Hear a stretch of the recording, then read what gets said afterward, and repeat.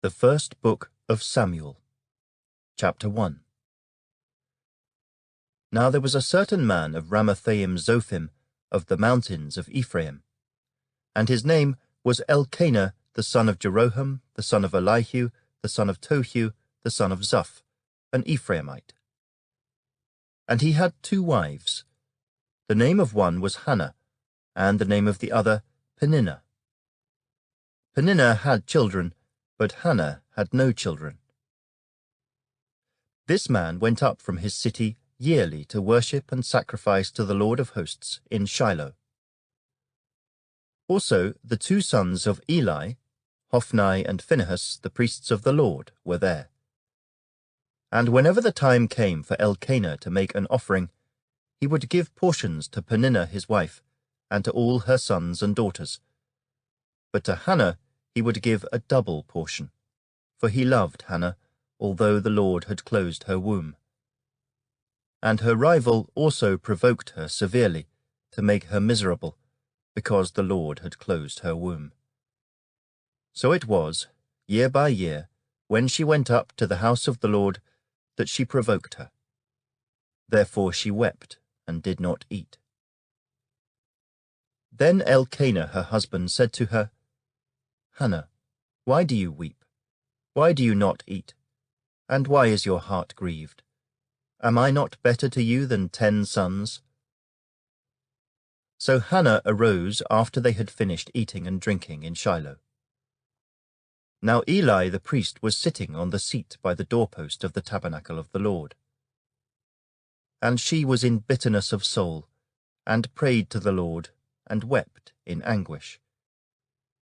Then she made a vow, and said, O Lord of hosts, if you will indeed look on the affliction of your maidservant, and remember me, and not forget your maidservant, but will give your maidservant a male child, then I will give him to the Lord all the days of his life, and no razor shall come upon his head.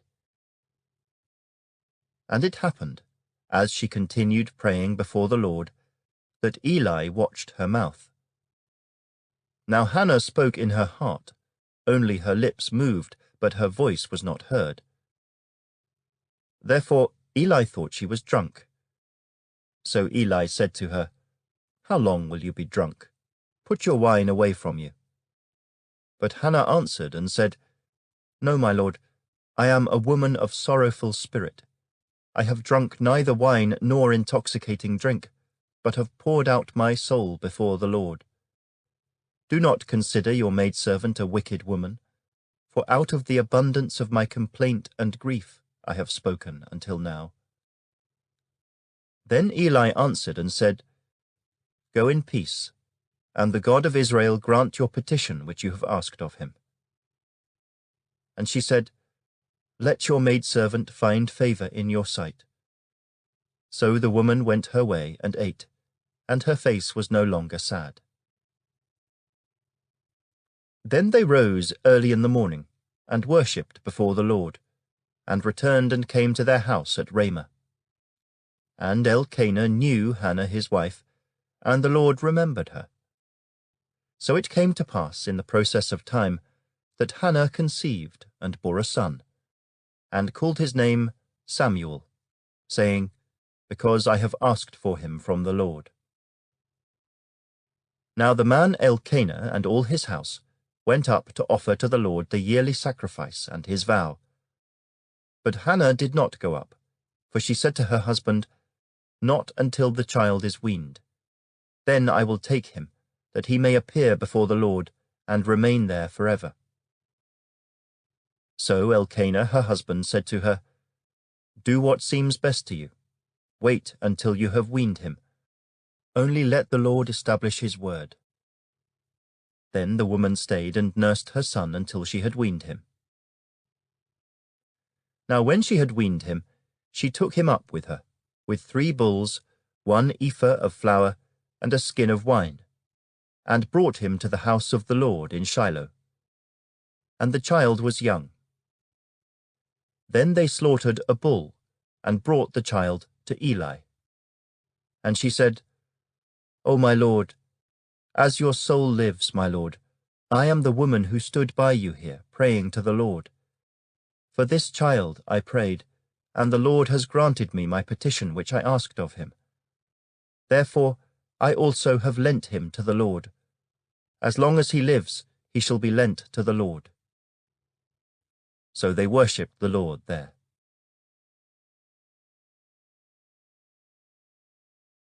Chapter 2. And Hannah prayed and said, "My heart rejoices in the Lord. My horn is exalted in the Lord. I smile at my enemies, because I rejoice in your salvation. No one is holy like the Lord, for there is none besides you, nor is there any rock like our God. Talk no more so very proudly. Let no arrogance come from your mouth. For the Lord is the God of knowledge, and by him actions are weighed. The bows of the mighty men are broken, and those who stumbled are girded with strength. Those who were full have hired themselves out for bread, and the hungry have ceased to hunger. Even the barren has borne 7, and she who has many children has become feeble. The Lord kills and makes alive. He brings down to the grave and brings up.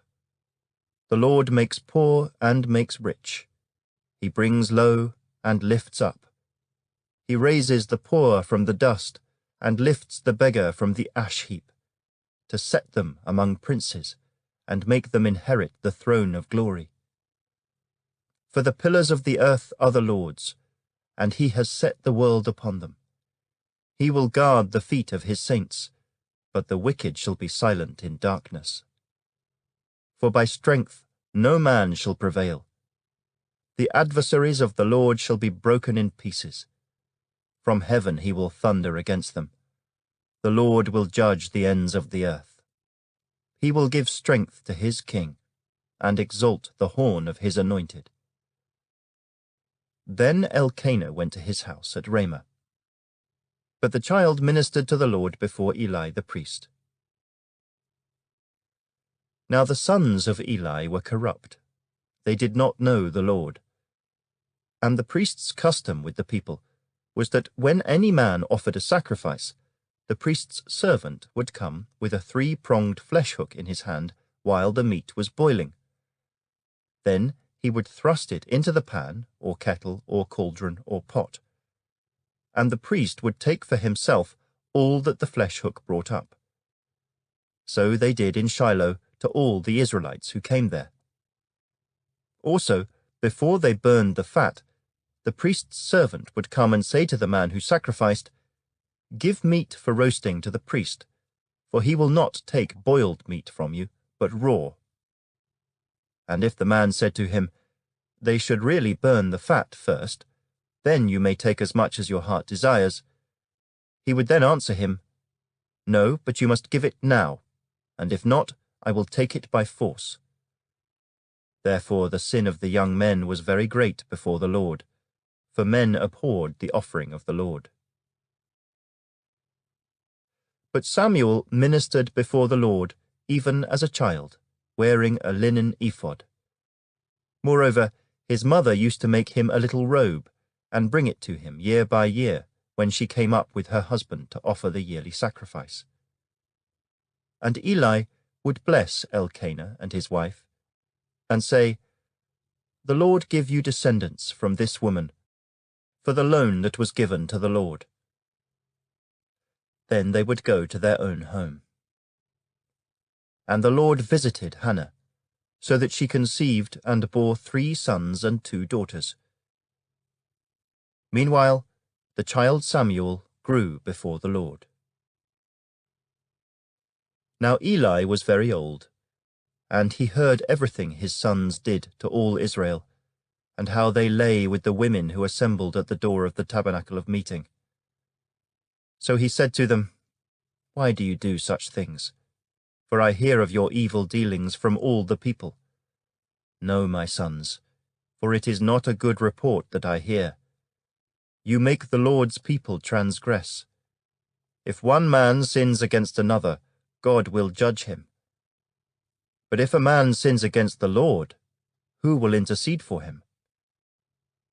Nevertheless, they did not heed the voice of their father, because the Lord desired to kill them. And the child Samuel grew in stature, and in favor both with the Lord and men. Then a man of God came to Eli and said to him, "Thus says the Lord, did I not clearly reveal myself to the house of your father when they were in Egypt in Pharaoh's house? Did I not choose him out of all the tribes of Israel to be my priest, to offer upon my altar, to burn incense, and to wear an ephod before me? And did I not give to the house of your father all the offerings of the children of Israel made by fire? Why do you kick at my sacrifice and my offering which I have commanded in my dwelling place, and honor your sons more than me, to make yourselves fat with the best of all the offerings of Israel my people? Therefore the Lord God of Israel says, I said indeed that your house and the house of your father would walk before me forever. But now the Lord says, Far be it from me, for those who honor me I will honor, and those who despise me shall be lightly esteemed. Behold, the days are coming that I will cut off your arm and the arm of your father's house, so that there will not be an old man in your house.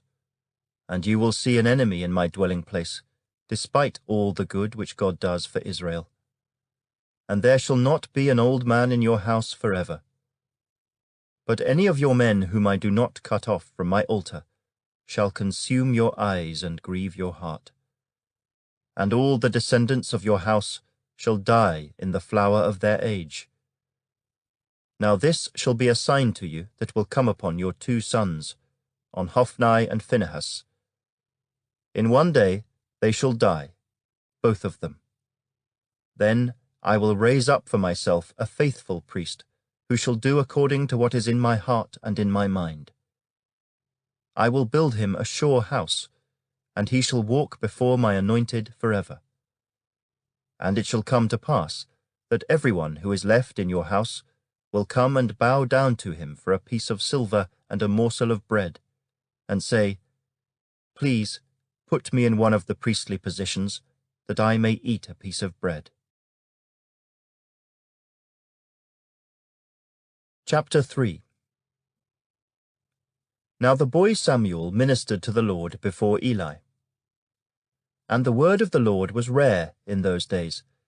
There was no widespread revelation. And it came to pass at that time, while Eli was lying down in his place, and when his eyes had begun to grow so dim that he could not see, and before the lamp of God went out in the tabernacle of the Lord where the ark of God was, and while Samuel was lying down, that the Lord called Samuel. And he answered, Here I am. So he ran to Eli and said, Here I am, for you called me. And he said, I did not call. Lie down again. And he went and lay down. Then the Lord called yet again, Samuel. So Samuel arose and went to Eli and said, Here I am, for you called me. He answered, I did not call, my son. Lie down again. Now Samuel did not yet know the Lord, nor was the word of the Lord yet revealed to him. And the Lord called Samuel again the 3rd time. So he arose and went to Eli and said, Here I am, for you did call me. Then Eli perceived that the Lord had called the boy. Therefore Eli said to Samuel, Go, lie down, and it shall be, if he calls you, that you must say, Speak, Lord, for your servant hears. So Samuel went and lay down in his place. Now the Lord came and stood, and called as at other times, Samuel, Samuel. And Samuel answered, Speak, for your servant hears. Then the Lord said to Samuel, Behold, I will do something in Israel at which both ears of everyone who hears it will tingle. In that day I will perform against Eli all that I have spoken concerning his house, from beginning to end. For I have told him that I will judge his house forever for the iniquity which he knows, because his sons made themselves vile, and he did not restrain them. And therefore I have sworn to the house of Eli that the iniquity of Eli's house shall not be atoned for by sacrifice or offering forever. So Samuel lay down until morning, and opened the doors of the house of the Lord. And Samuel was afraid to tell Eli the vision. Then Eli called Samuel and said, "Samuel, my son." He answered, "Here I am." And he said, "What is the word that the Lord spoke to you? Please do not hide it from me. God do so to you, and more also, if you hide anything from me of all the things that he said to you." Then Samuel told him everything, and hid nothing from him. And he said, "It is the Lord. Let him do what seems good to him." So Samuel grew, and the Lord was with him, and let none of his words fall to the ground. And all Israel from Dan to Beersheba knew that Samuel had been established as a prophet of the Lord. Then the Lord appeared again in Shiloh. For the Lord revealed himself to Samuel in Shiloh by the word of the Lord.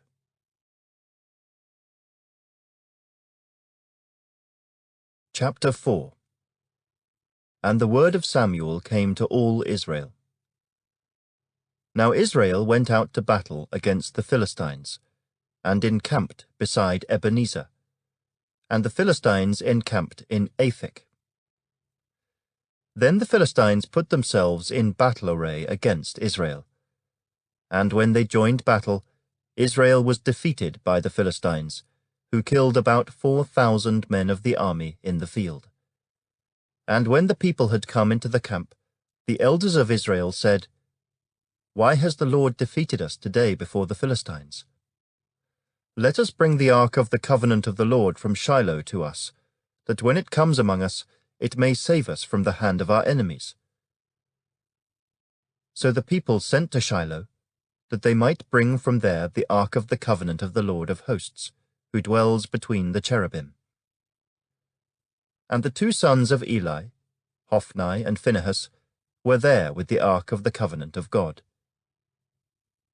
And when the ark of the covenant of the Lord came into the camp, all Israel shouted so loudly that the earth shook. Now when the Philistines heard the noise of the shout, they said, "What does the sound of this great shout in the camp of the Hebrews mean?"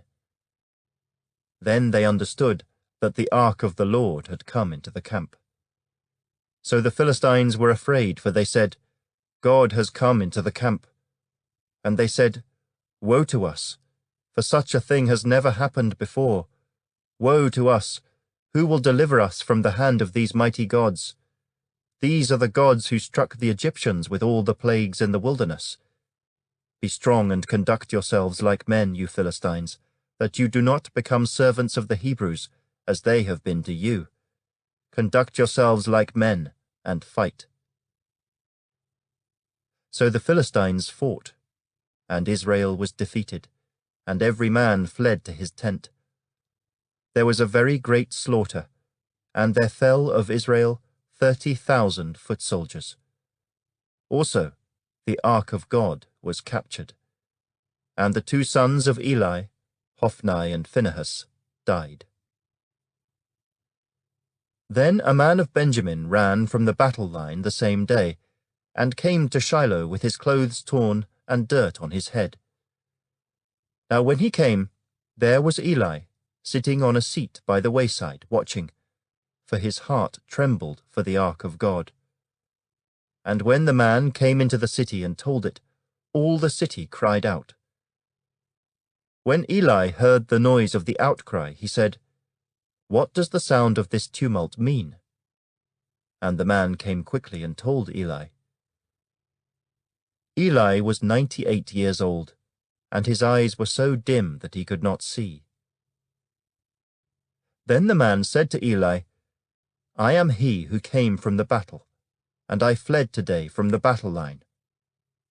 And he said, "What happened, my son?"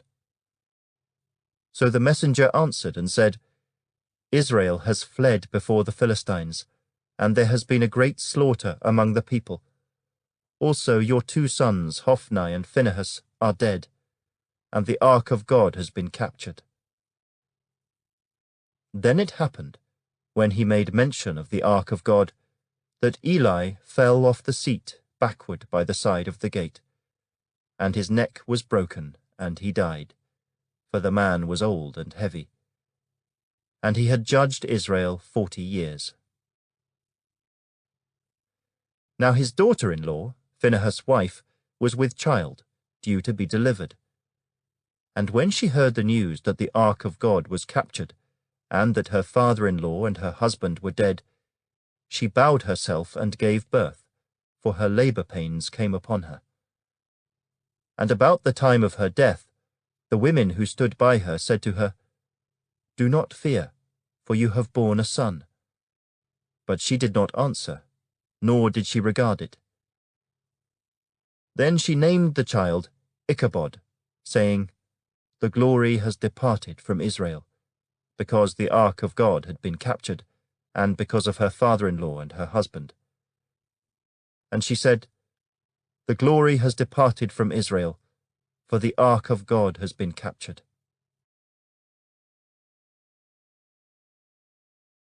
Chapter 5. Then the Philistines took the ark of God and brought it from Ebenezer to Ashdod. When the Philistines took the ark of God, they brought it into the house of Dagon and set it by Dagon. And when the people of Ashdod arose early in the morning, there was Dagon, fallen on its face to the earth before the ark of the Lord. So they took Dagon and set it in its place again. And when they arose early the next morning, there was Dagon, fallen on its face to the ground before the ark of the Lord. The head of Dagon and both the palms of its hands were broken off on the threshold. Only Dagon's torso was left of it. Therefore, neither the priests of Dagon nor any who come into Dagon's house tread on the threshold of Dagon in Ashdod to this day. But the hand of the Lord was heavy on the people of Ashdod, and he ravaged them and struck them with tumors, both Ashdod and its territory. And when the men of Ashdod saw how it was, they said, "The ark of the God of Israel must not remain with us, for his hand is harsh toward us and Dagon our God." Therefore they sent and gathered to themselves all the lords of the Philistines, and said, "What shall we do with the ark of the God of Israel?" And they answered, "Let the ark of the God of Israel be carried away to Gath." So they carried the ark of the God of Israel away. So it was, after they had carried it away, that the hand of the Lord was against the city with a very great destruction. And he struck the men of the city, both small and great, and tumors broke out on them. Therefore they sent the ark of God to Ekron. So it was, as the ark of God came to Ekron, that the Ekronites cried out, saying, "They have brought the ark of the God of Israel to us, to kill us and our people."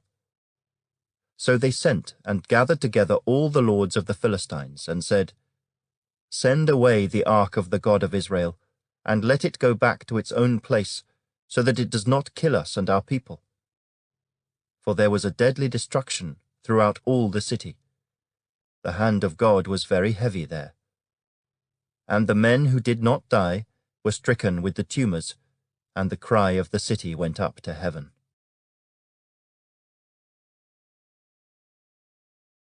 Chapter 6. Now the ark of the Lord was in the country of the Philistines 7 months. And the Philistines called for the priests and the diviners, saying, "What shall we do with the ark of the Lord? Tell us how we should send it to its place."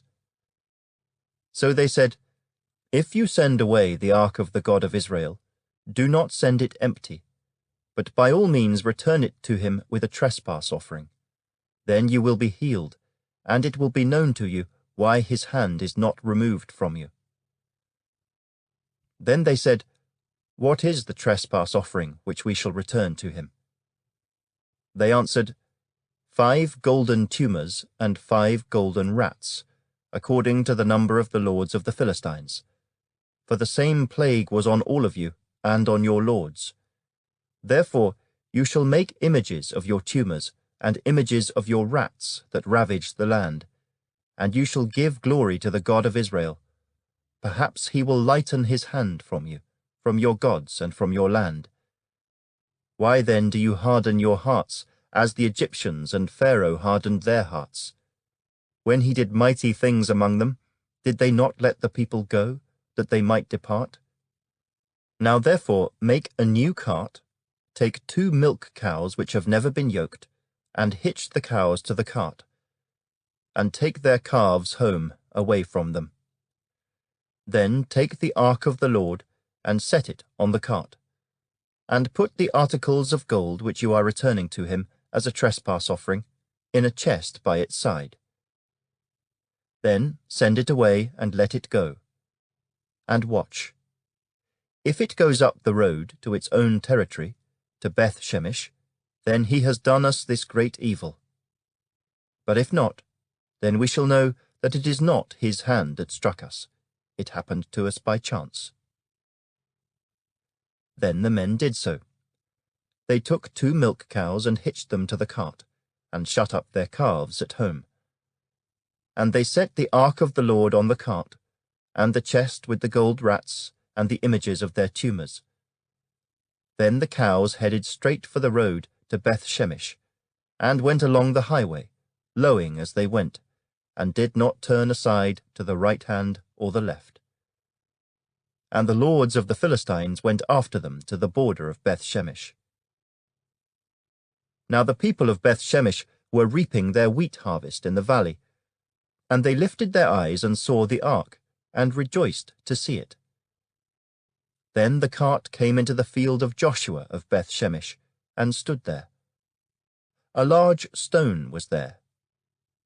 So they split the wood of the cart, and offered the cows as a burnt offering to the Lord. The Levites took down the ark of the Lord, and the chest that was with it, in which were the articles of gold, and put them on the large stone. Then the men of Beth Shemesh offered burnt offerings, and made sacrifices the same day to the Lord. So when the 5 lords of the Philistines had seen it, they returned to Ekron the same day. These are the golden tumors which the Philistines returned as a trespass offering to the Lord. 1 for Ashdod, 1 for Gaza, 1 for Ashkelon, 1 for Gath, 1 for Ekron. And the golden rats, according to the number of all the cities of the Philistines belonging to the 5 lords, both fortified cities and country villages, even as far as the large stone of Abel, on which they set the ark of the Lord, which stone remains to this day in the field of Joshua of Beth Shemesh. Then he struck the men of Beth Shemesh, because they had looked into the ark of the Lord. He struck 50,070 men of the people, and the people lamented, because the Lord had struck the people with a great slaughter. And the men of Beth Shemesh said, Who is able to stand before this holy Lord God? And to whom shall it go up from us? So they sent messengers to the inhabitants of Kirjath-jearim, saying, The Philistines have brought back the ark of the Lord. Come down and take it up with you.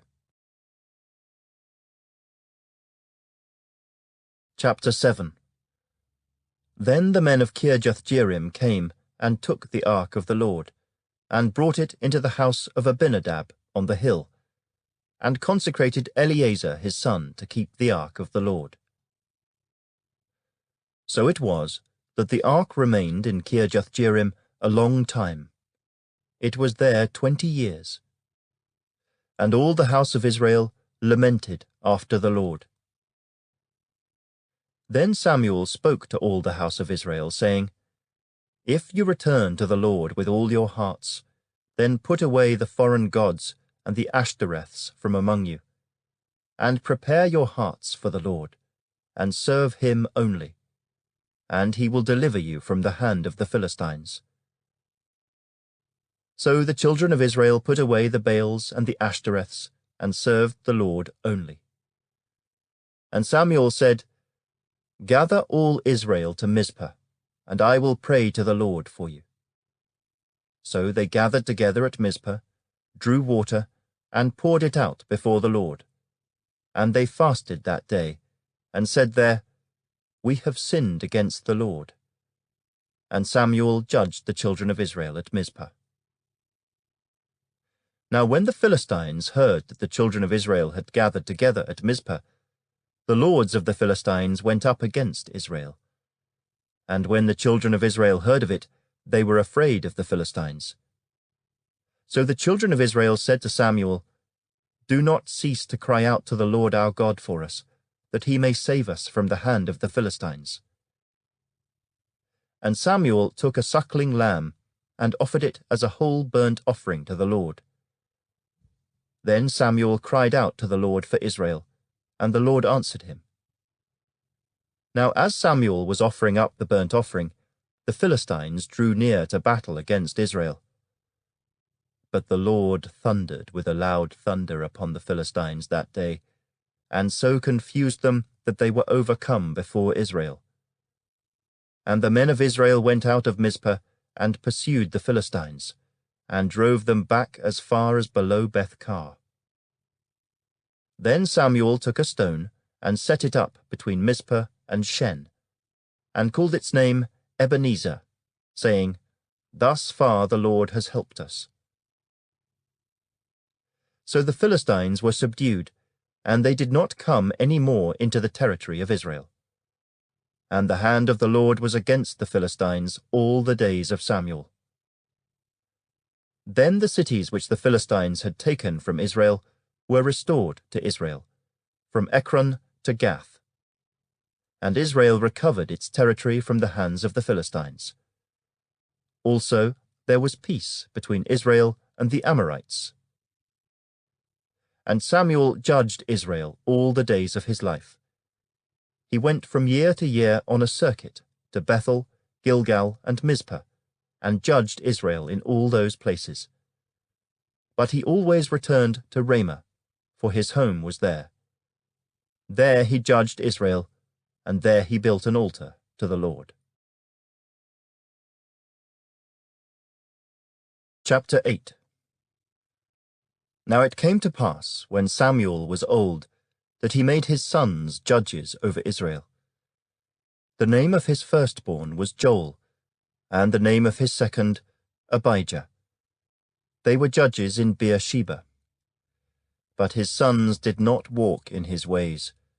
They turned aside after dishonest gain, took bribes, and perverted justice.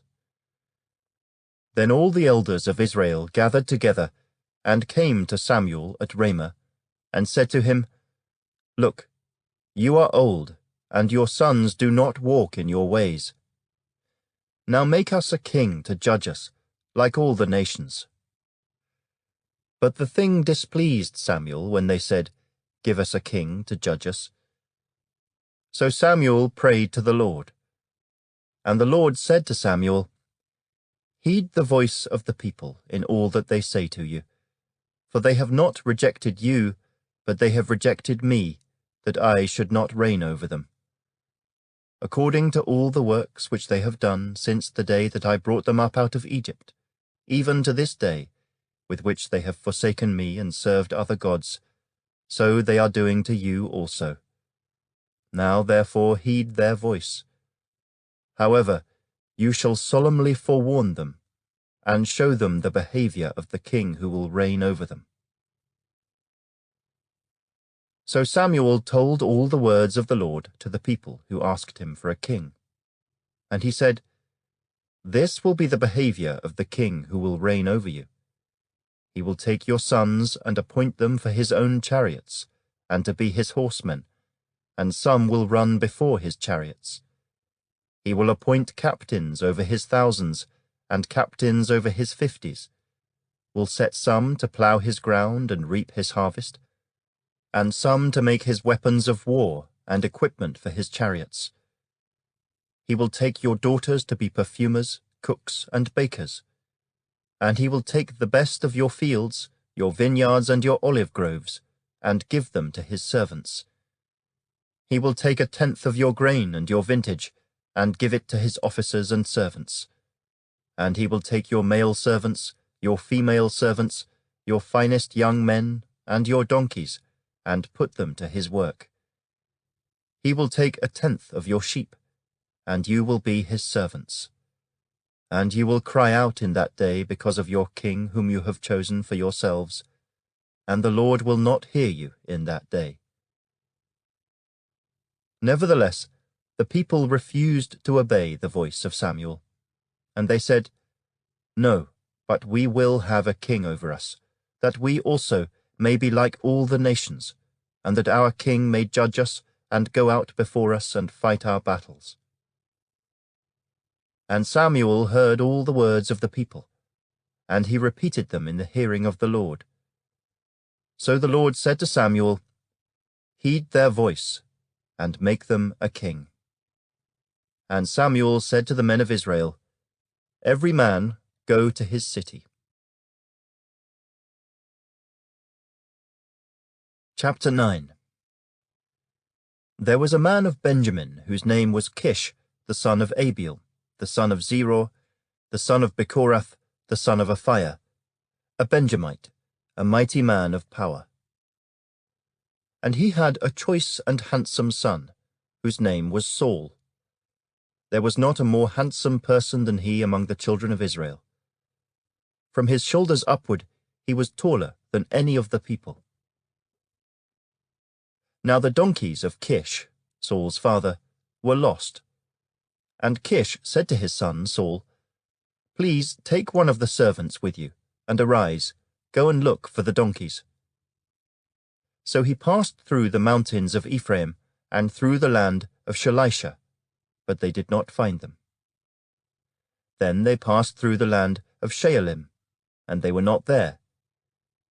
Then he passed through the land of the Benjamites, but they did not find them. When they had come to the land of Zuph, Saul said to his servant who was with him, "Come, let us return, lest my father cease caring about the donkeys and become worried about us."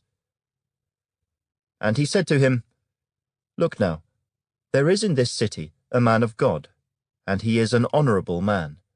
All that he says surely comes to pass. So let us go there. Perhaps he can show us the way that we should go." Then Saul said to his servant, "But look, if we go, what shall we bring the man? For the bread in our vessels is all gone, and there is no present to bring to the man of God. What do we have?" And the servant answered Saul again and said, "Look, I have here at hand 1/4 of a shekel of silver. I will give that to the man of God to tell us our way." Formerly in Israel, when a man went to inquire of God, he spoke thus, "Come, let us go to the seer," for he who is now called a prophet was formerly called a seer. Then Saul said to his servant, "Well said, come, let us go." So they went to the city where the man of God was. As they went up the hill to the city, they met some young women going out to draw water, and said to them, "Is the seer here?" And they answered them and said, "Yes, there he is, just ahead of you. Hurry now, for today he came to this city because there is a sacrifice of the people today on the high place. As soon as you come into the city, you will surely find him before he goes up to the high place to eat. For the people will not eat until he comes, because he must bless the sacrifice. Afterward, those who are invited will eat. Now, therefore, go up, for about this time you will find him." So they went up to the city. As they were coming into the city, there was Samuel, coming out toward them on his way up to the high place. Now the Lord had told Samuel in his ear the day before Saul came, saying, "Tomorrow, about this time, I will send you a man from the land of Benjamin, and you shall anoint him commander over my people Israel, that he may save my people from the hand of the Philistines. For I have looked upon my people, because their cry has come to me." So when Samuel saw Saul, the Lord said to him, "There he is, the man of whom I spoke to you. This one shall reign over my people." Then Saul drew near to Samuel in the gate, and said, "Please tell me, where is the seer's house?" Samuel answered Saul and said, "I am the seer. Go up before me to the high place, for you shall eat with me today. And tomorrow I will let you go, and will tell you all that is in your heart. But as for your donkeys that were lost 3 days ago, do not be anxious about them, for they have been found. And on whom is all the desire of Israel? Is it not on you and on all your father's house?" And Saul answered and said, "Am I not a Benjamite, of the smallest of the tribes of Israel, and my family the least of all the families of the tribe of Benjamin? Why then do you speak like this to me?" Now Samuel took Saul and his servant, and brought them into the hall, and had them sit in the place of honor among those who were invited. There were about 30 persons. And Samuel said to the cook, "Bring the portion which I gave you, of which I said to you, set it apart." So the cook took up the thigh with its upper part, and set it before Saul. And Samuel said, "Here it is, what was kept back. It was set apart for you. Eat, for until this time it has been kept for you, since I said I invited the people." So Saul ate with Samuel that day. When they had come down from the high place into the city, Samuel spoke with Saul on the top of the house. They arose early, and it was about the dawning of the day that Samuel called to Saul on the top of the house, saying, "Get up, that I may send you on your way." And Saul arose, and both of them went outside, he and Samuel.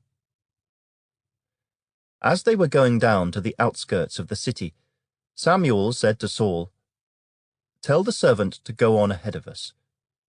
And he went on. "But you stand here a while, that I may announce to you the word of God." Chapter 10. Then Samuel took a flask of oil, and poured it on his head, and kissed him, and said, "Is it not because the Lord has anointed you commander over his inheritance? When you have departed from me today, you will find 2 men by Rachel's tomb in the territory of Benjamin at Zelzah. And they will say to you, 'The donkeys which you went to look for have been found, and now your father has ceased caring about the donkeys and is worrying about you, saying, "What shall I do about my son?" Then you shall go on forward from there, and come to the terebinth tree of Tabor. There 3 men going up to God at Bethel will meet you, one carrying 3 young goats, another carrying 3 loaves of bread, and another carrying a skin of wine. And they will greet you, and give you 2 loaves of bread, which you shall receive from their hands. After that you shall come to the hill of God, where the Philistine garrison is. And it will happen, when you have come there to the city, that you will meet a group of prophets coming down from the high place, with a stringed instrument, a tambourine, a flute, and a harp before them, and they will be prophesying. Then the Spirit of the Lord will come upon you, and you will prophesy with them, and be turned into another man. And let it be, when these signs come to you, that you do as the occasion demands. For God is with you. You shall go down before me to Gilgal, and surely I will come down to you to offer burnt offerings and make sacrifices of peace offerings. 7 days you shall wait, till I come to you and show you what you should do." So it was, when he had turned his back to go from Samuel, that God gave him another heart. And all those signs came to pass that day. When they came there to the hill, there was a group of prophets to meet him. Then the Spirit of God came upon him, and he prophesied among them. And it happened, when all who knew him formerly saw that he indeed prophesied among the prophets, that the people said to one another, "What is this that has come upon the son of Kish? Is Saul also among the prophets?" Then a man from there answered and said, "But who is their father?" Therefore it became a proverb, "Is Saul also among the prophets?" And when he had finished prophesying, he went to the high place. Then Saul's uncle said to him and his servant, "Where did you go?" So he said, "To look for the donkeys. When we saw that they were nowhere to be found, we went to Samuel." And Saul's uncle said, "Tell me, please, what Samuel said to you." So Saul said to his uncle, "He told us plainly that the donkeys had been found, but about the matter of the kingdom he did not tell him what Samuel had said." Then Samuel called the people together to the Lord at Mizpah, and said to the children of Israel, "Thus says the Lord God of Israel, I brought up Israel out of Egypt, and delivered you from the hand of the Egyptians, and from the hand of all kingdoms, and from those who oppressed you. But you have today rejected your God, who himself saved you from all your adversities and your tribulations. And you have said to him, 'No, set a king over us.' Now therefore present yourselves before the Lord by your tribes and by your clans." And when Samuel had caused all the tribes of Israel to come near, the tribe of Benjamin was chosen. When he had caused the tribe of Benjamin to come near by their families, the family of Matri was chosen. And Saul, the son of Kish, was chosen. But when they sought him, he could not be found. Therefore they inquired of the Lord further, "Has the man come here yet?" And the Lord answered, "There he is, hidden among the equipment." So they ran and brought him from there. And when he stood among the people, he was taller than any of the people from his shoulders upward. And Samuel said to all the people, "Do you see him whom the Lord has chosen, that there is no one like him among all the people?" So all the people shouted and said, "Long live the king!" Then Samuel explained to the people the behavior of royalty, and wrote it in a book, and laid it up before the Lord. And Samuel sent all the people away, every man to his house. And Saul also went home to Gibeah, and valiant men went with him, whose hearts God had touched. But some rebels said, "How can this man save us?" So they despised him, and brought him no presents. But he held his peace. Chapter 11. Then Nahash the Ammonite came up, and encamped against Jabesh-Gilead. And all the men of Jabesh said to Nahash, "Make a covenant with us, and we will serve you." And Nahash the Ammonite answered them, "On this condition I will make a covenant with you, that I may put out all your right eyes, and bring reproach on all Israel." Then the elders of Jabesh said to him, "Hold off for 7 days, that we may send messengers to all the territory of Israel. And then, if there is no one to save us, we will come out to you." So the messengers came to Gibeah of Saul, and told the news in the hearing of the people. And all the people lifted up their voices and wept. Now there was Saul, coming behind the herd from the field. And Saul said, "What troubles the people, that they weep?" And they told him the words of the men of Jabesh. Then the Spirit of God came upon Saul when he heard this news, and his anger was greatly aroused. So he took a yoke of oxen, and cut them in pieces, and sent them throughout all the territory of Israel by the hands of messengers, saying, "Whoever does not go out with Saul and Samuel to battle, so it shall be done to his oxen." And the fear of the Lord fell on the people, and they came out with one consent. When he numbered them in Bezek, The children of Israel were 300,000, and the men of Judah 30,000. And they said to the messengers who came, Thus you shall say to the men of Jabesh Gilead, Tomorrow, by the time the sun is hot, you shall have help. Then the messengers came and reported it to the men of Jabesh, and they were glad. Therefore the men of Jabesh said, Tomorrow we will come out to you, and you may do with us whatever seems good to you. So it was on the next day that Saul put the people in 3 companies, and they came into the midst of the camp in the morning watch, and killed Ammonites until the heat of the day. And it happened that those who survived were scattered, so that no 2 of them were left together. Then the people said to Samuel, Who is he who said, Shall Saul reign over us? Bring the men, that we may put them to death. But Saul said, Not a man shall be put to death this day, for today the Lord has accomplished salvation in Israel. Then Samuel said to the people, Come, let us go to Gilgal and renew the kingdom there. So all the people went to Gilgal, and there they made Saul king before the Lord in Gilgal. There they made sacrifices of peace offerings before the Lord, and there Saul and all the men of Israel rejoiced greatly. Chapter 12.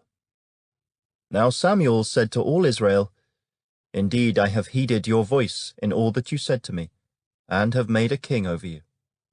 And now here is the king, walking before you. And I am old and grey-headed, and look, my sons are with you. I have walked before you from my childhood to this day. Here I am. Witness against me before the Lord and before his anointed.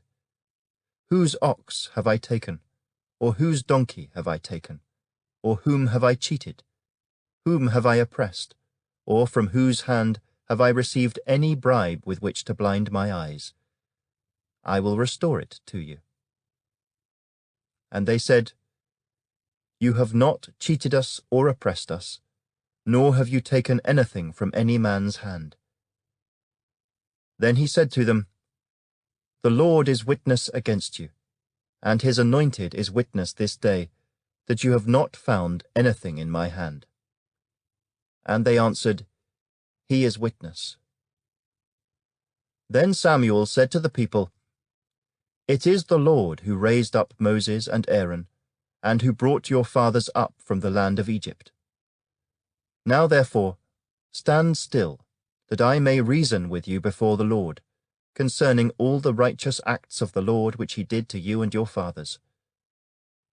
When Jacob had gone into Egypt, and your fathers cried out to the Lord, then the Lord sent Moses and Aaron, who brought your fathers out of Egypt, and made them dwell in this place. And when they forgot the Lord their God, he sold them into the hand of Sisera, commander of the army of Hazor, into the hand of the Philistines, and into the hand of the king of Moab, and they fought against them. Then they cried out to the Lord and said, We have sinned, because we have forsaken the Lord and served the Baals and Ashtoreths. But now deliver us from the hand of our enemies, and we will serve you. And the Lord sent Jerubbaal, Bedan, Jephthah, and Samuel, and delivered you out of the hand of your enemies on every side, and you dwelt in safety. And when you saw that Nahash, king of the Ammonites, came against you, you said to me, No, but a king shall reign over us, when the Lord your God was your king. Now therefore, here is the king whom you have chosen, and whom you have desired. And take note, the Lord has set a king over you. If you fear the Lord and serve him and obey his voice, and do not rebel against the commandment of the Lord, then both you and the king who reigns over you will continue following the Lord your God. However, if you do not obey the voice of the Lord, but rebel against the commandment of the Lord, then the hand of the Lord will be against you, as it was against your fathers. Now therefore, Stand and see this great thing which the Lord will do before your eyes. Is today not the wheat harvest? I will call to the Lord, and he will send thunder and rain, that you may perceive and see that your wickedness is great, which you have done in the sight of the Lord, in asking a king for yourselves. So Samuel called to the Lord, and the Lord sent thunder and rain that day, and all the people greatly feared the Lord and Samuel. And all the people said to Samuel, Pray for your servants to the Lord your God, that we may not die, for we have added to all our sins the evil of asking a king for ourselves. Then Samuel said to the people, Do not fear. You have done all this wickedness, yet do not turn aside from following the Lord, but serve the Lord with all your heart. And do not turn aside, for then you would go after empty things which cannot profit or deliver, for they are nothing. For the Lord will not forsake his people, for his great name's sake, because it has pleased the Lord to make you his people. Moreover, as for me, far be it from me that I should sin against the Lord in ceasing to pray for you. But I will teach you the good and the right way. Only fear the Lord, and serve him in truth with all your heart. For consider what great things he has done for you. But if you still do wickedly, you shall be swept away, both you and your king. Chapter 13. Saul reigned 1 year. And when he had reigned 2 years over Israel, Saul chose for himself 3,000 men of Israel. 2,000 were with Saul in Michmash, and in the mountains of Bethel, and 1,000 were with Jonathan in Gibeah of Benjamin. The rest of the people he sent away, every man to his tent. And Jonathan attacked the garrison of the Philistines that was in Geba, and the Philistines heard of it. Then Saul blew the trumpet throughout all the land, saying, Let the Hebrews hear. Now all Israel heard it said that Saul had attacked a garrison of the Philistines, and that Israel had also become an abomination to the Philistines. And the people were called together to Saul at Gilgal. Then the Philistines gathered together to fight with Israel, 30,000 chariots and 6,000 horsemen, and people as the sand which is on the seashore in multitude. And they came up and encamped in Michmash, to the east of Beth-aven. When the men of Israel saw that they were in danger, for the people were distressed, then the people hid in caves, in thickets, in rocks, in holes, and in pits. And some of the Hebrews crossed over the Jordan to the land of Gad and Gilead. As for Saul, he was still in Gilgal, and all the people followed him trembling. Then he waited 7 days, according to the time set by Samuel. But Samuel did not come to Gilgal, and the people were scattered from him. So Saul said, Bring a burnt offering and peace offerings here to me. And he offered the burnt offering. Now it happened, as soon as he had finished presenting the burnt offering, that Samuel came. And Saul went out to meet him, that he might greet him. And Samuel said, What have you done? Saul said, When I saw that the people were scattered from me, and that you did not come within the days appointed, and that the Philistines gathered together at Michmash, then I said, The Philistines will now come down on me at Gilgal, and I have not made supplication to the Lord. Therefore I felt compelled, and offered a burnt offering. And Samuel said to Saul, You have done foolishly. You have not kept the commandment of the Lord your God, which he commanded you. For now the Lord would have established your kingdom over Israel forever. But now your kingdom shall not continue.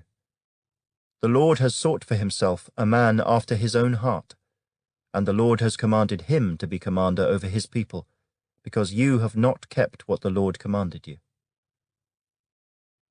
Then Samuel arose and went up from Gilgal to Gibeah of Benjamin. And Saul numbered the people present with him, about 600 men.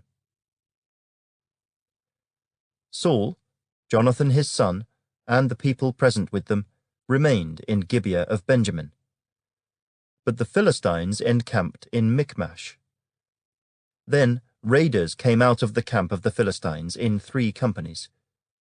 One company turned onto the road to Ophrah, to the land of Shual. Another company turned to the road to Beth-horon, and another company turned to the road of the border that overlooks the valley of Zeboim toward the wilderness. Now there was no blacksmith to be found throughout all the land of Israel, for the Philistines said, "Lest the Hebrews make swords or spears." But all the Israelites would go down to the Philistines to sharpen each man's plowshare, his mattock, his axe, and his sickle. And the charge for a sharpening was a pim for the plowshares, the mattocks, the forks, and the axes, and to set the points of the goads.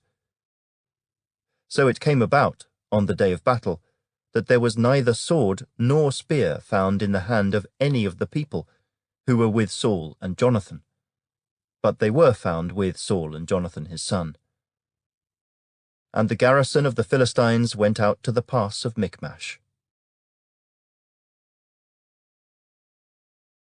Chapter 14. Now it happened one day that Jonathan the son of Saul said to the young man who bore his armor, "Come, let us go over to the Philistines' garrison that is on the other side." But he did not tell his father. And Saul was sitting in the outskirts of Gibeah under a pomegranate tree, which is in Migron. The people who were with him were about 600 men. Ahijah the son of Ahitub, Ichabod's brother, the son of Phinehas, the son of Eli, the Lord's priest in Shiloh, was wearing an ephod. But the people did not know that Jonathan had gone. Between the passes by which Jonathan sought to go over to the Philistines' garrison, there was a sharp rock on one side and a sharp rock on the other side, and the name of one was Bozez, and the name of the other Seneh. The front of one faced northward opposite Michmash, and the other southward opposite Gibeah. Then Jonathan said to the young man who bore his armor, "Come, let us go over to the garrison of these uncircumcised. It may be that the Lord will work for us, for nothing restrains the Lord from saving by many or by few." So his armor-bearer said to him, "Do all that is in your heart. Go then, here I am with you, according to your heart." Then Jonathan said, "Very well. Let us cross over to these men, and we will show ourselves to them. If they say thus to us, 'Wait until we come to you,' then we will stand still in our place and not go up to them. But if they say thus, 'Come up to us,' then we will go up. For the Lord has delivered them into our hand, and this will be a sign to us." So both of them showed themselves to the garrison of the Philistines. And the Philistines said, "Look, the Hebrews are coming out of the holes where they have hidden." Then the men of the garrison called to Jonathan and his armor-bearer and said, "Come up to us, and we will show you something." Jonathan said to his armor-bearer, "Come up after me, for the Lord has delivered them into the hand of Israel." And Jonathan climbed up on his hands and knees with his armor-bearer after him. And they fell before Jonathan, and as he came after him, his armor-bearer killed them. That first slaughter which Jonathan and his armor-bearer made was about 20 men within about half an acre of land. And there was trembling in the camp, in the field, and among all the people. The garrison and the raiders also trembled, and the earth quaked, so that it was a very great trembling. Now the watchmen of Saul in Gibeah of Benjamin looked, and there was the multitude melting away, and they went here and there.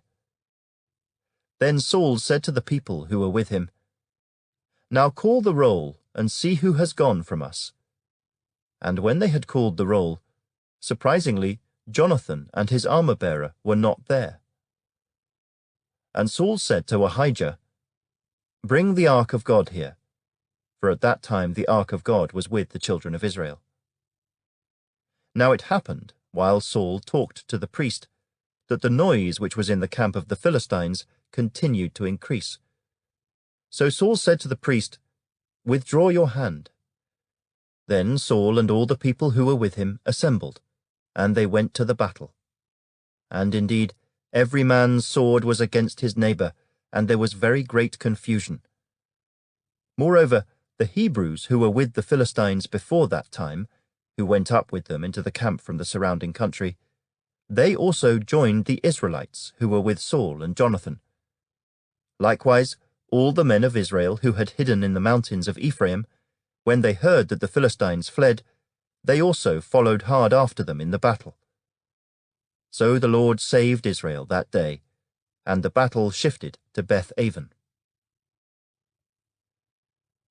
And the men of Israel were distressed that day, for Saul had placed the people under oath, saying, "Cursed is the man who eats any food until evening, before I have taken vengeance on my enemies." So none of the people tasted food. Now all the people of the land came to a forest, and there was honey on the ground. And when the people had come into the woods, there was the honey dripping. But no one put his hand to his mouth, for the people feared the oath. But Jonathan had not heard his father charge the people with the oath. Therefore he stretched out the end of the rod that was in his hand, and dipped it in a honeycomb, and put his hand to his mouth, and his countenance brightened. Then one of the people said, "Your father strictly charged the people with an oath, saying, 'Cursed is the man who eats food this day.'" And the people were faint. But Jonathan said, "My father has troubled the land. Look now, how my countenance has brightened because I tasted a little of this honey. How much better if the people had eaten freely today of the spoil of their enemies which they found. For now would there not have been a much greater slaughter among the Philistines?" Now they had driven back the Philistines that day from Michmash to Ajalon, so the people were very faint. And the people rushed on the spoil, and took sheep, oxen, and calves, and slaughtered them on the ground. And the people ate them with the blood. Then they told Saul, saying, "Look, the people are sinning against the Lord by eating with the blood." So he said, "You have dealt treacherously. Roll a large stone to me this day." Then Saul said, "Disperse yourselves among the people, and say to them, 'Bring me here every man's ox and every man's sheep. Slaughter them here, and eat. And do not sin against the Lord by eating with the blood.'" So every one of the people brought his ox with him that night, and slaughtered it there. Then Saul built an altar to the Lord. This was the first altar that he built to the Lord. Now Saul said, "Let us go down after the Philistines by night, and plunder them until the morning light, and let us not leave a man of them." And they said, "Do whatever seems good to you." Then the priest said, "Let us draw near to God here." So Saul asked counsel of God, "Shall I go down after the Philistines? Will you deliver them into the hand of Israel?" But he did not answer him that day. And Saul said, "Come over here, all you chiefs of the people, and know and see what this sin was today. For as the Lord lives who saves Israel, though it be in Jonathan my son, he shall surely die." But not a man among all the people answered him. Then he said to all Israel, "You be on one side, and my son Jonathan and I will be on the other side." And the people said to Saul, "Do what seems good to you." Therefore Saul said to the Lord God of Israel, "Give a perfect lot." So Saul and Jonathan were taken, but the people escaped. And Saul said, "Cast lots between my son Jonathan and me." So Jonathan was taken. Then Saul said to Jonathan, "Tell me what you have done." And Jonathan told him and said, "I only tasted a little honey with the end of the rod that was in my hand. So now I must die." Saul answered, "God do so, and more also, for you shall surely die, Jonathan." But the people said to Saul, "Shall Jonathan die, who has accomplished this great deliverance in Israel? Certainly not. As the Lord lives, not one hair of his head shall fall to the ground, for he has worked with God this day." So the people rescued Jonathan, and he did not die. Then Saul returned from pursuing the Philistines, and the Philistines went to their own place. So Saul established his sovereignty over Israel, and fought against all his enemies on every side, against Moab, against the people of Ammon, against Edom, against the kings of Zobah, and against the Philistines. Wherever he turned, he harassed them. And he gathered an army, and attacked the Amalekites, and delivered Israel from the hands of those who plundered them. The sons of Saul were Jonathan, Jishui, and Malchishua. And the names of his 2 daughters were these: the name of the firstborn, Merab, and the name of the younger, Michal. The name of Saul's wife was Ahinoam, the daughter of Ahimaaz. And the name of the commander of his army was Abner, the son of Ner, Saul's uncle. Kish was the father of Saul, and Ner, the father of Abner, was the son of Abiel. Now there was fierce war with the Philistines all the days of Saul. And when Saul saw any strong man or any valiant man, he took him for himself. Chapter 15. Samuel also said to Saul, "The Lord sent me to anoint you king over his people, over Israel. Now therefore heed the voice of the words of the Lord. Thus says the Lord of hosts, I will punish Amalek for what he did to Israel, how he ambushed him on the way when he came up from Egypt. Now go and attack Amalek, and utterly destroy all that they have, and do not spare them, but kill both man and woman, infant and nursing child, ox and sheep, camel and donkey." So Saul gathered the people together, and numbered them in Telaim, 200,000 foot soldiers, and 10,000 men of Judah. And Saul came to a city of Amalek, and lay in wait in the valley. Then Saul said to the Kenites, "Go, depart, get down from among the Amalekites, lest I destroy you with them. For you showed kindness to all the children of Israel when they came up out of Egypt." So the Kenites departed from among the Amalekites. And Saul attacked the Amalekites from Havilah all the way to Shur, which is east of Egypt. He also took Agag, king of the Amalekites, alive, and utterly destroyed all the people with the edge of the sword. But Saul and the people spared Agag and the best of the sheep, the oxen, the fatlings, the lambs, and all that was good, and were unwilling to utterly destroy them. But everything despised and worthless, that they utterly destroyed. Now the word of the Lord came to Samuel, saying, "I greatly regret that I have set up Saul as king, for he has turned back from following me, and has not performed my commandments." And it grieved Samuel, and he cried out to the Lord all night. So when Samuel rose early in the morning to meet Saul, it was told Samuel, saying, "Saul went to Carmel, and indeed he set up a monument for himself, and he has gone on around, passed by, and gone down to Gilgal." Then Samuel went to Saul, and Saul said to him, "Blessed are you of the Lord. I have performed the commandment of the Lord. But Samuel said, What then is this bleating of the sheep in my ears, and the lowing of the oxen which I hear? And Saul said, They have brought them from the Amalekites, for the people spared the best of the sheep and the oxen to sacrifice to the Lord your God, and the rest we have utterly destroyed. Then Samuel said to Saul, Be quiet, and I will tell you what the Lord said to me last night. And he said to him, Speak on. So Samuel said, When you were little in your own eyes, were you not head of the tribes of Israel? And did not the Lord anoint you king over Israel? Now the Lord sent you on a mission, and said, Go and utterly destroy the sinners, the Amalekites, and fight against them until they are consumed.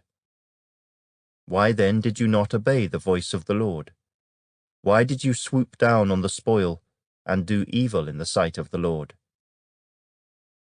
And Saul said to Samuel, But I have obeyed the voice of the Lord, and gone on the mission on which the Lord sent me, and brought back Agag, king of Amalek. I have utterly destroyed the Amalekites.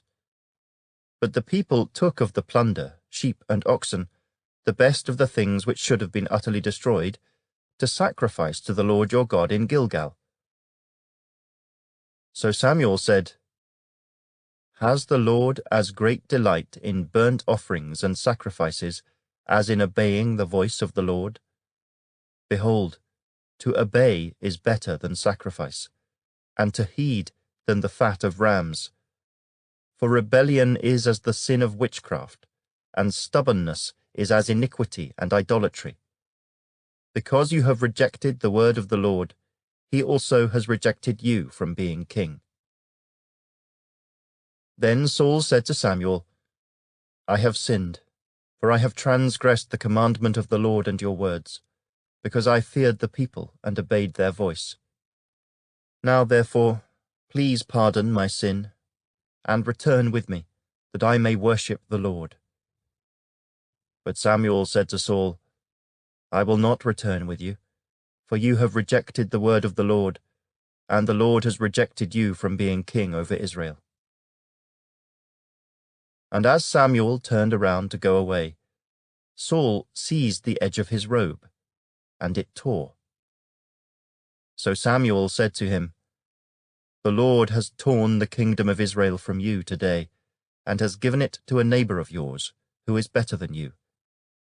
And also, the strength of Israel will not lie nor relent, for he is not a man that he should relent.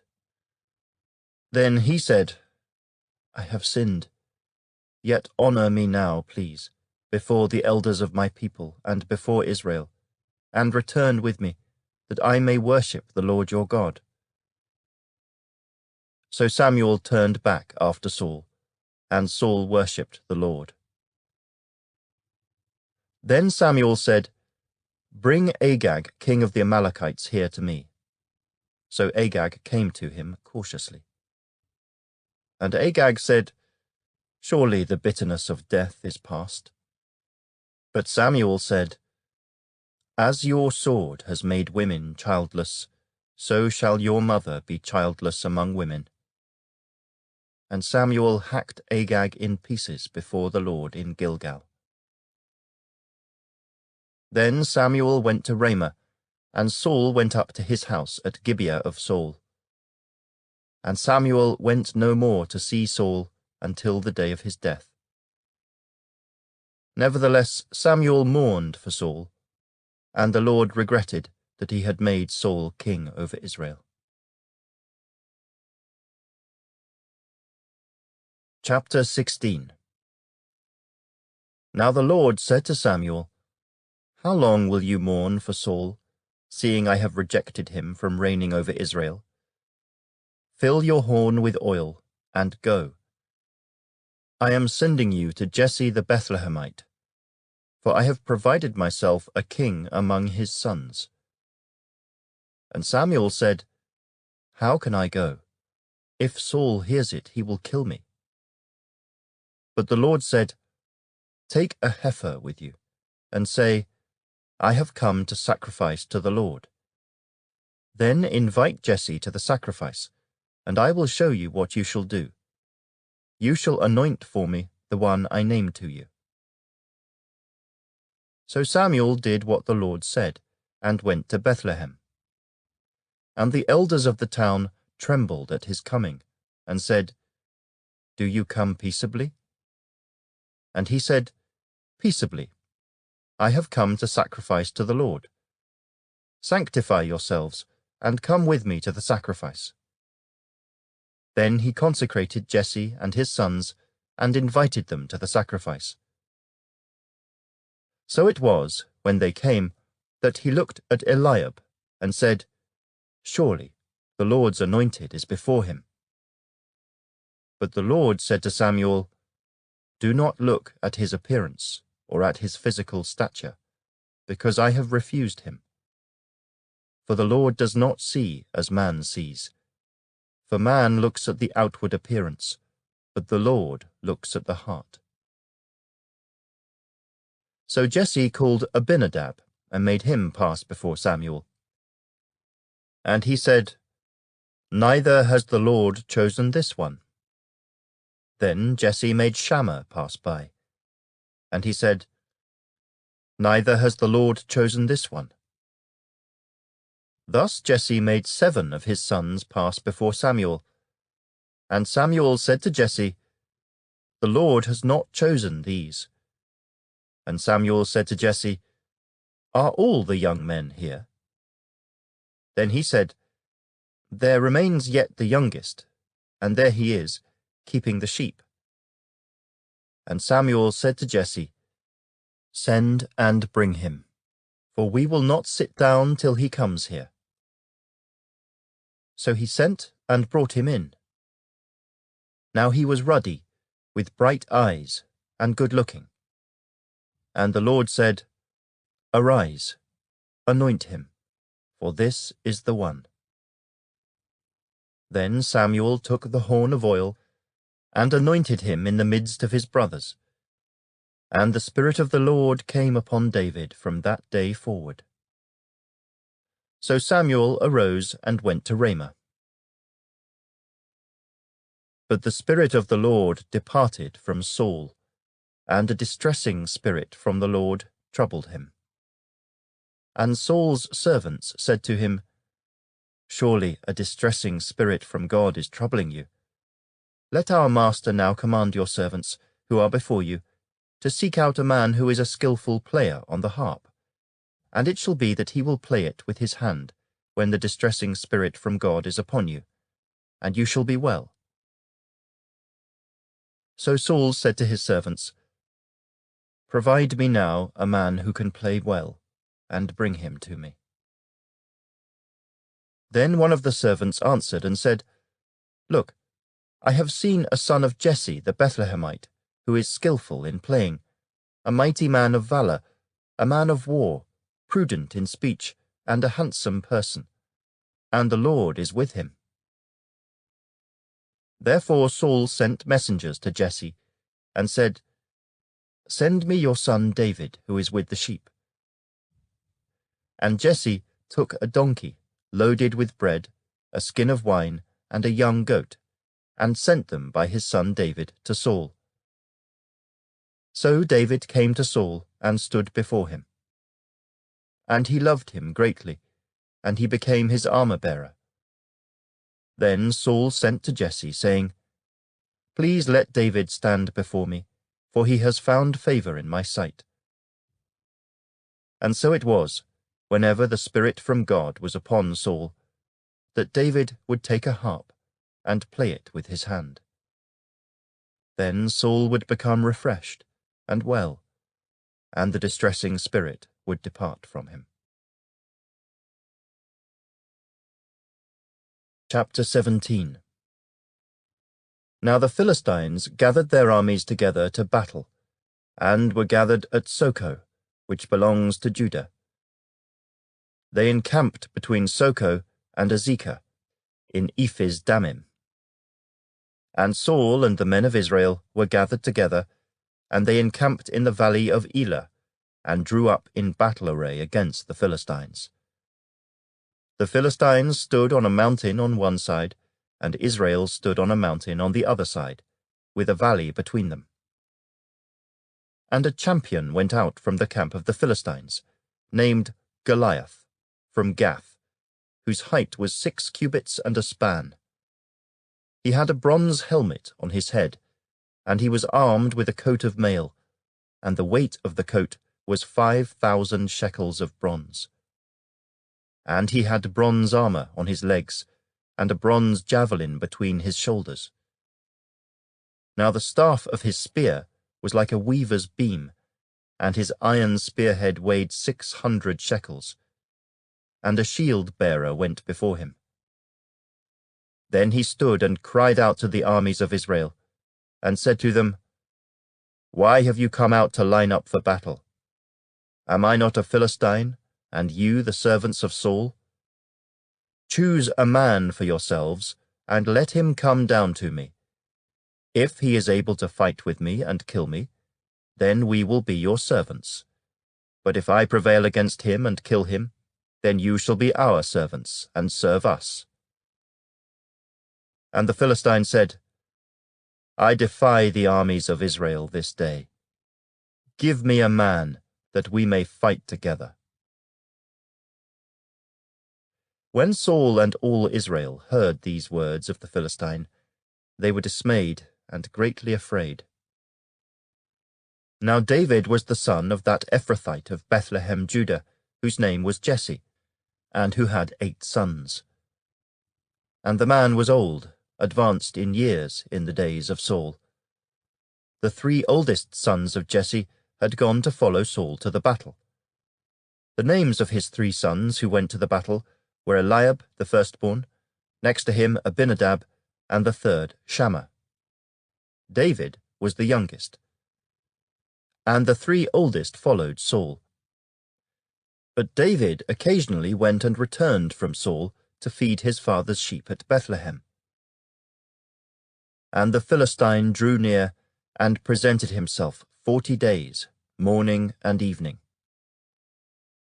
Then Jesse said to his son David, "Take now for your brothers an ephah of this dried grain and these 10 loaves, and run to your brothers at the camp, and carry these 10 cheeses to the captain of their 1,000, and see how your brothers fare, and bring back news of them." Now Saul and they and all the men of Israel were in the valley of Elah, fighting with the Philistines. So David rose early in the morning, left the sheep with a keeper, and took the things and went as Jesse had commanded him. And he came to the camp as the army was going out to the fight and shouting for the battle. For Israel and the Philistines had drawn up in battle array, army against army. And David left his supplies in the hand of the supply keeper, ran to the army, and came and greeted his brothers. Then, as he talked with them, there was the champion, the Philistine of Gath, Goliath by name, coming up from the armies of the Philistines. And he spoke according to the same words. So David heard them. And all the men of Israel, when they saw the man, fled from him, and were dreadfully afraid. So the men of Israel said, "Have you seen this man who has come up? Surely he has come up to defy Israel. And it shall be that the man who kills him, the king will enrich with great riches, will give him his daughter, and give his father's house exemption from taxes in Israel." Then David spoke to the men who stood by him, saying, "What shall be done for the man who kills this Philistine and takes away the reproach from Israel? For who is this uncircumcised Philistine, that he should defy the armies of the living God?" And the people answered him in this manner, saying, "So shall it be done for the man who kills him." Now Eliab, his oldest brother, heard when he spoke to the men, and Eliab's anger was aroused against David, and he said, "Why did you come down here? And with whom have you left those few sheep in the wilderness? I know your pride and the insolence of your heart, for you have come down to see the battle." And David said, "What have I done now, Is there not a cause?" Then he turned from him toward another, and said the same thing. And these people answered him as the first ones did. Now when the words which David spoke were heard, they reported them to Saul, and he sent for him. Then David said to Saul, "Let no man's heart fail because of him. Your servant will go and fight with this Philistine." And Saul said to David, "You are not able to go against this Philistine to fight with him, for you are a youth, and he a man of war from his youth." But David said to Saul, "Your servant used to keep his father's sheep, and when a lion or a bear came and took a lamb out of the flock, I went out after it and struck it, and delivered the lamb from its mouth. And when it arose against me, I caught it by its beard, and struck and killed it. Your servant has killed both lion and bear, and this uncircumcised Philistine will be like one of them, seeing he has defied the armies of the living God." Moreover, David said, "The Lord, who delivered me from the paw of the lion and from the paw of the bear, he will deliver me from the hand of this Philistine." And Saul said to David, "Go, and the Lord be with you." So Saul clothed David with his armor, and he put a bronze helmet on his head. He also clothed him with a coat of mail. David fastened his sword to his armor and tried to walk, for he had not tested them. And David said to Saul, "I cannot walk with these, for I have not tested them." So David took them off. Then he took his staff in his hand, and he chose for himself 5 smooth stones from the brook, and put them in a shepherd's bag, in a pouch which he had, and his sling was in his hand. And he drew near to the Philistine. So the Philistine came, and began drawing near to David, and the man who bore the shield went before him. And when the Philistine looked about, and saw David, he disdained him, for he was only a youth, ruddy and good-looking. So the Philistine said to David, "Am I a dog, that you come to me with sticks?" And the Philistine cursed David by his gods.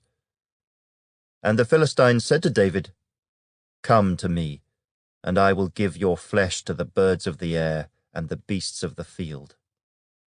Then David said to the Philistine, "You come to me with a sword, with a spear, and with a javelin, but I come to you in the name of the Lord of hosts, the God of the armies of Israel, whom you have defied. This day the Lord will deliver you into my hand, and I will strike you and take your head from you. And this day I will give the carcasses of the camp of the Philistines to the birds of the air and the wild beasts of the earth, that all the earth may know that there is a God in Israel. Then all this assembly shall know that the Lord does not save with sword and spear, for the battle is the Lord's, and he will give you into our hands." So it was, when the Philistine arose and came and drew near to meet David, that David hurried and ran toward the army to meet the Philistine. Then David put his hand in his bag and took out a stone. And he slung it and struck the Philistine in his forehead, so that the stone sank into his forehead, and he fell on his face to the earth.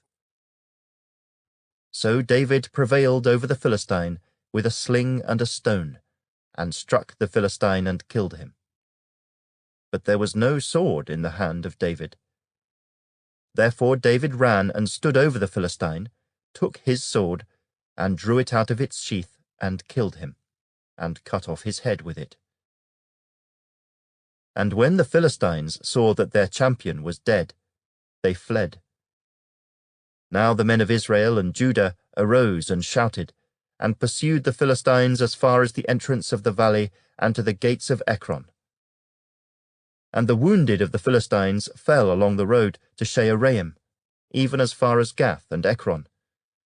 Then the children of Israel returned from chasing the Philistines, and they plundered their tents. And David took the head of the Philistine and brought it to Jerusalem, but he put his armor in his tent. When Saul saw David going out against the Philistine, he said to Abner, the commander of the army, "Abner, whose son is this youth?" And Abner said, "As your soul lives, O king, I do not know." So the king said, "Inquire whose son this young man is." Then, as David returned from the slaughter of the Philistine, Abner took him and brought him before Saul with the head of the Philistine in his hand.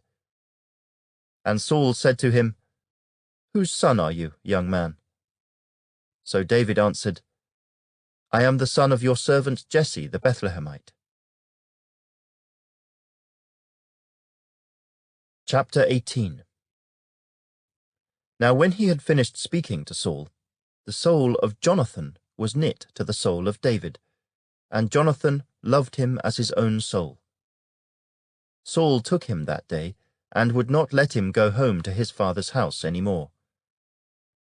Then Jonathan and David made a covenant, because he loved him as his own soul. And Jonathan took off the robe that was on him, and gave it to David, with his armor, even to his sword and his bow and his belt. So David went out wherever Saul sent him, and behaved wisely. And Saul set him over the men of war, and he was accepted in the sight of all the people, and also in the sight of Saul's servants. Now it had happened as they were coming home, when David was returning from the slaughter of the Philistine, that the women had come out of all the cities of Israel, singing and dancing, to meet King Saul, with tambourines, with joy, and with musical instruments. So the women sang as they danced, and said, "Saul has slain his thousands, and David his 10,000s. Then Saul was very angry, and the saying displeased him. And he said, "They have ascribed to David 10,000s, and to me they have ascribed only thousands. Now what more can he have but the kingdom?" So Saul eyed David from that day forward.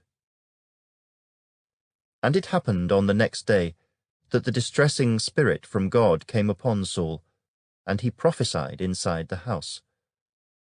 So David played music with his hand, as at other times. But there was a spear in Saul's hand, and Saul cast the spear, for he said, "I will pin David to the wall." But David escaped his presence twice. Now Saul was afraid of David, because the Lord was with him, but had departed from Saul.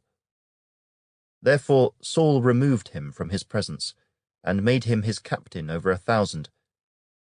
And he went out and came in before the people. And David behaved wisely in all his ways, and the Lord was with him.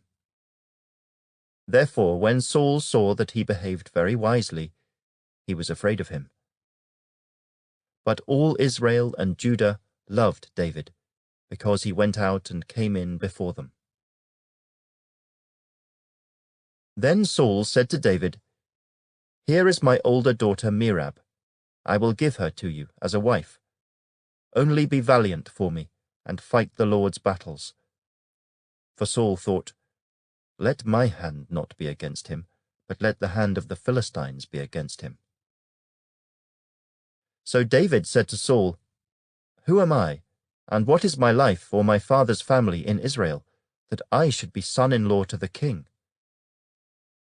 But it happened at the time when Merab, Saul's daughter, should have been given to David, that she was given to Adriel, the Meholathite, as a wife. Now Michal, Saul's daughter, loved David. And they told Saul, and the thing pleased him. So Saul said, "I will give her to him, that she may be a snare to him, and that the hand of the Philistines may be against him." Therefore Saul said to David a second time, "You shall be my son-in-law today." And Saul commanded his servants, "Communicate with David secretly, and say, 'Look, the king has delight in you, and all his servants love you. Now therefore become the king's son-in-law.'" So Saul's servants spoke those words in the hearing of David. And David said, "Does it seem to you a light thing to be a king's son-in-law, seeing I am a poor and lightly esteemed man?" And the servants of Saul told him, saying, "In this manner David spoke." Then Saul said, "Thus you shall say to David, the king does not desire any dowry but 100 foreskins of the Philistines, to take vengeance on the king's enemies." But Saul thought to make David fall by the hand of the Philistines. So when his servants told David these words, it pleased David well to become the king's son-in-law. Now the days had not expired. Therefore David arose and went, he and his men, and killed 200 men of the Philistines. And David brought their foreskins, and they gave them in full count to the king, that he might become the king's son-in-law. Then Saul gave him Michal his daughter as a wife. Thus Saul saw and knew that the Lord was with David, and that Michal, Saul's daughter, loved him. And Saul was still more afraid of David. So Saul became David's enemy continually. Then the princes of the Philistines went out to war. And so it was, whenever they went out, that David behaved more wisely than all the servants of Saul, so that his name became highly esteemed. Chapter 19. Now Saul spoke to Jonathan his son, and to all his servants, that they should kill David. But Jonathan, Saul's son, delighted greatly in David. So Jonathan told David, saying, "My father Saul seeks to kill you. Therefore please be on your guard until morning, and stay in a secret place and hide. And I will go out and stand beside my father in the field where you are, and I will speak with my father about you. Then what I observe, I will tell you." Thus Jonathan spoke well of David to Saul his father, and said to him, "Let not the king sin against his servant, against David, because he has not sinned against you, and because his works have been very good toward you. For he took his life in his hands and killed the Philistine, and the Lord brought about a great deliverance for all Israel. You saw it and rejoiced. Why then will you sin against innocent blood, to kill David without a cause?" So Saul heeded the voice of Jonathan. And Saul swore, "As the Lord lives, he shall not be killed." Then Jonathan called David, and Jonathan told him all these things. So Jonathan brought David to Saul, and he was in his presence, as in times past. And there was war again, and David went out and fought with the Philistines, and struck them with a mighty blow, and they fled from him. Now the distressing spirit from the Lord came upon Saul as he sat in his house with his spear in his hand. And David was playing music with his hand. Then Saul sought to pin David to the wall with the spear, but he slipped away from Saul's presence, and he drove the spear into the wall. So David fled and escaped that night. Saul also sent messengers to David's house to watch him and to kill him in the morning. And Michal, David's wife, told him, saying, "If you do not save your life tonight, tomorrow you will be killed." So Michal let David down through a window, and he went and fled and escaped. And Michal took an image and laid it in the bed, put a cover of goat's hair for his head, and covered it with clothes. So when Saul sent messengers to take David, she said, "He is sick." Then Saul sent the messengers back to see David, saying, "Bring him up to me in the bed, that I may kill him." And when the messengers had come in, there was the image in the bed, with a cover of goat's hair for his head. Then Saul said to Michal, "Why have you deceived me like this, and sent my enemy away, so that he has escaped?" And Michal answered Saul, "He said to me, "Let me go. Why should I kill you?" So David fled and escaped, and went to Samuel at Ramah, and told him all that Saul had done to him. And he and Samuel went and stayed in Naioth. Now it was told Saul, saying, "Take note, David is at Naioth in Ramah." Then Saul sent messengers to take David. And when they saw the group of prophets prophesying, and Samuel standing as leader over them, the Spirit of God came upon the messengers of Saul, and they also prophesied. And when Saul was told, he sent other messengers, and they prophesied likewise. Then Saul sent messengers again the third time, and they prophesied also. Then he also went to Ramah, and came to the great well that is at Seku. So he asked, and said, "Where are Samuel and David?" And someone said, "Indeed, they are at Naioth in Ramah." So he went there to Naioth in Ramah. Then the Spirit of God was upon him also, and he went on and prophesied until he came to Naioth in Ramah.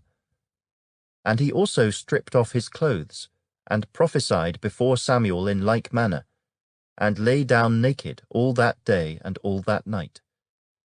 Therefore they say, "Is Saul also among the prophets?" Chapter 20. Then David fled from Naioth in Ramah, and went and said to Jonathan, "What have I done? What is my iniquity, and what is my sin before your father, that he seeks my life?" So Jonathan said to him, "By no means, you shall not die. Indeed, my father will do nothing either great or small without first telling me.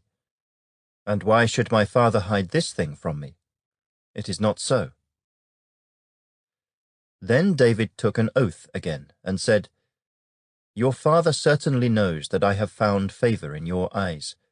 And he has said, 'Do not let Jonathan know this, lest he be grieved.'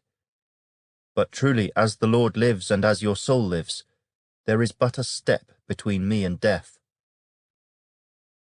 So Jonathan said to David, "Whatever you yourself desire, I will do it for you." And David said to Jonathan, "Indeed, tomorrow is the new moon, and I should not fail to sit with the king to eat. But let me go, that I may hide in the field until the third day at evening. If your father misses me at all, then say, 'David earnestly asked permission of me, that he might run over to Bethlehem, his city, for there is a yearly sacrifice there for all the family.' If he says thus, 'It is well,' your servant will be safe. But if he is very angry, be sure that evil is determined by him. Therefore you shall deal kindly with your servant, for you have brought your servant into a covenant of the Lord with you.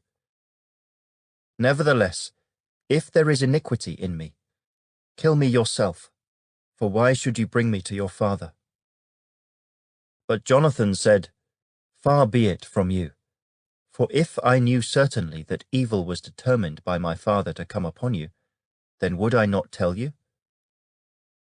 Then David said to Jonathan, "Who will tell me? Or what if your father answers you roughly?" And Jonathan said to David, "Come, let us go out into the field." So both of them went out into the field. Then Jonathan said to David, "The Lord God of Israel is witness. When I have sounded out my father some time tomorrow, or the third day, and indeed there is good toward David, and I do not send to you and tell you, may the Lord do so and much more to Jonathan. But if it pleases my father to do you evil, then I will report it to you, and send you away, that you may go in safety. And the Lord be with you, as he has been with my father. And you shall not only show me the kindness of the Lord while I still live, that I may not die, but you shall not cut off your kindness from my house forever. No, not when the Lord has cut off every one of the enemies of David from the face of the earth." So Jonathan made a covenant with the house of David, saying, "Let the Lord require it at the hand of David's enemies." Now Jonathan again caused David to vow, because he loved him. For he loved him as he loved his own soul. Then Jonathan said to David, "Tomorrow is the new moon, and you will be missed, because your seat will be empty. And when you have stayed 3 days, go down quickly, and come to the place where you hid on the day of the deed, and remain by the stone Ezel. Then I will shoot 3 arrows to the side, as though I shot at a target. And there I will send a lad, saying, 'Go, find the arrows.' If I expressly say to the lad, 'Look, the arrows are on this side of you, get them and come,' then, as the Lord lives, there is safety for you, and no harm. But if I say thus to the young man, 'Look, the arrows are beyond you,' go your way, for the Lord has sent you away. And as for the matter which you and I have spoken of, indeed, the Lord be between you and me forever." Then David hid in the field. And when the new moon had come, the king sat down to eat the feast. Now the king sat on his seat, as at other times, on a seat by the wall. And Jonathan arose, and Abner sat by Saul's side, but David's place was empty. Nevertheless, Saul did not say anything that day, for he thought, "Something has happened to him. He is unclean. Surely he is unclean." And it happened the next day, the 2nd day of the month, that David's place was empty. And Saul said to Jonathan his son, "Why has the son of Jesse not come to eat, either yesterday or today?" So Jonathan answered Saul, "David earnestly asked permission of me to go to Bethlehem. And he said, 'Please let me go, for our family has a sacrifice in the city, and my brother has commanded me to be there. And now, if I have found favor in your eyes, please let me get away and see my brothers.'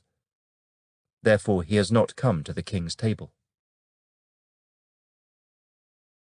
Then Saul's anger was aroused against Jonathan, and he said to him, "You son of a perverse, rebellious woman, do I not know that you have chosen the son of Jesse to your own shame and to the shame of your mother's nakedness? For as long as the son of Jesse lives on the earth, you shall not be established, nor your kingdom.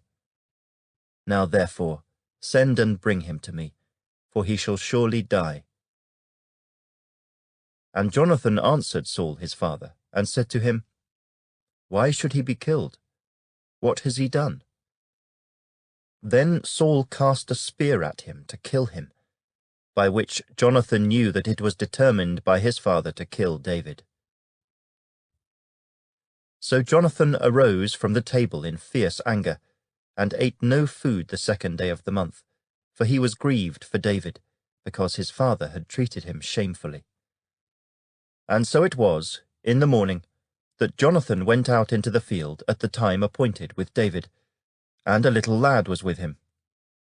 Then he said to his lad, "Now run, find the arrows which I shoot." As the lad ran, he shot an arrow beyond him. When the lad had come to the place where the arrow was which Jonathan had shot, Jonathan cried out after the lad and said, "Is not the arrow beyond you?" And Jonathan cried out after the lad, "Make haste, hurry, do not delay." So Jonathan's lad gathered up the arrows and came back to his master. But the lad did not know anything. Only Jonathan and David knew of the matter. Then Jonathan gave his weapons to his lad, and said to him, "Go, carry them to the city." As soon as the lad had gone, David arose from a place toward the south, fell on his face to the ground, and bowed down 3 times. And they kissed one another, and they wept together, but David more so. Then Jonathan said to David, "Go in peace, since we have both sworn in the name of the Lord, saying, May the Lord be between you and me, and between your descendants and my descendants forever. So he arose and departed, and Jonathan went into the city. Chapter 21. Now David came to Nob, to Ahimelech the priest. And Ahimelech was afraid when he met David, and said to him, Why are you alone, and no one is with you? So David said to Ahimelech the priest, The king has ordered me on some business, and said to me, Do not let anyone know anything about the business on which I send you, or what I have commanded you. And I have directed my young men to such and such a place. Now therefore, what have you on hand? Give me 5 loaves of bread in my hand, or whatever can be found.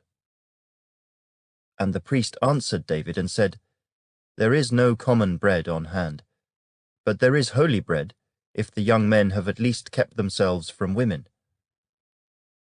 Then David answered the priest and said to him, Truly, women have been kept from us about 3 days since I came out, and the vessels of the young men are holy, and the bread is in effect common, even though it was consecrated in the vessel this day. So the priest gave him holy bread, for there was no bread there but the showbread, which had been taken from before the Lord, in order to put hot bread in its place on the day when it was taken away. Now a certain man of the servants of Saul was there that day, detained before the Lord. And his name was Doeg, an Edomite, the chief of the herdsmen who belonged to Saul. And David said to Ahimelech, Is there not here on hand a spear or a sword? For I have brought neither my sword nor my weapons with me, because the king's business required haste. So the priest said, The sword of Goliath the Philistine, whom you killed in the valley of Elah, there it is, wrapped in a cloth behind the ephod. If you will take that, take it, for there is no other except that one here. And David said, There is none like it. Give it to me. Then David arose and fled that day from before Saul, and went to Achish the king of Gath. And the servants of Achish said to him, Is this not David the king of the land? Did they not sing of him to one another in dances, saying, Saul has slain his thousands, and David his 10,000s? Now David took these words to heart, and was very much afraid of Achish the king of Gath. So he changed his behavior before them, pretended madness in their hands, scratched on the doors of the gate, and let his saliva fall down on his beard. Then Achish said to his servants, Look, you see the man is insane. Why have you brought him to me? Have I need of madmen that you have brought this fellow to play the madman in my presence? Shall this fellow come into my house? Chapter 22. David therefore departed from there, and escaped to the cave of Adullam. So when his brothers and all his father's house heard it, they went down there to him. And everyone who was in distress, everyone who was in debt, and everyone who was discontented gathered to him. So he became captain over them, and there were about 400 men with him. Then David went from there to Mizpah of Moab, and he said to the king of Moab, Please let my father and my mother come here with you, till I know what God will do for me. So he brought them before the king of Moab, and they dwelt with him all the time that David was in the stronghold. Now the prophet Gad said to David, Do not stay in the stronghold. Depart, and go to the land of Judah. So David departed, and went into the forest of Hereth. When Saul heard that David and the men who were with him had been discovered, now Saul was staying in Gibeah under a tamarisk tree in Ramah, with his spear in his hand and all his servants standing about him. Then Saul said to his servants who stood about him, Hear now, you Benjamites, Will the son of Jesse give every one of you fields and vineyards, and make you all captains of thousands and captains of hundreds?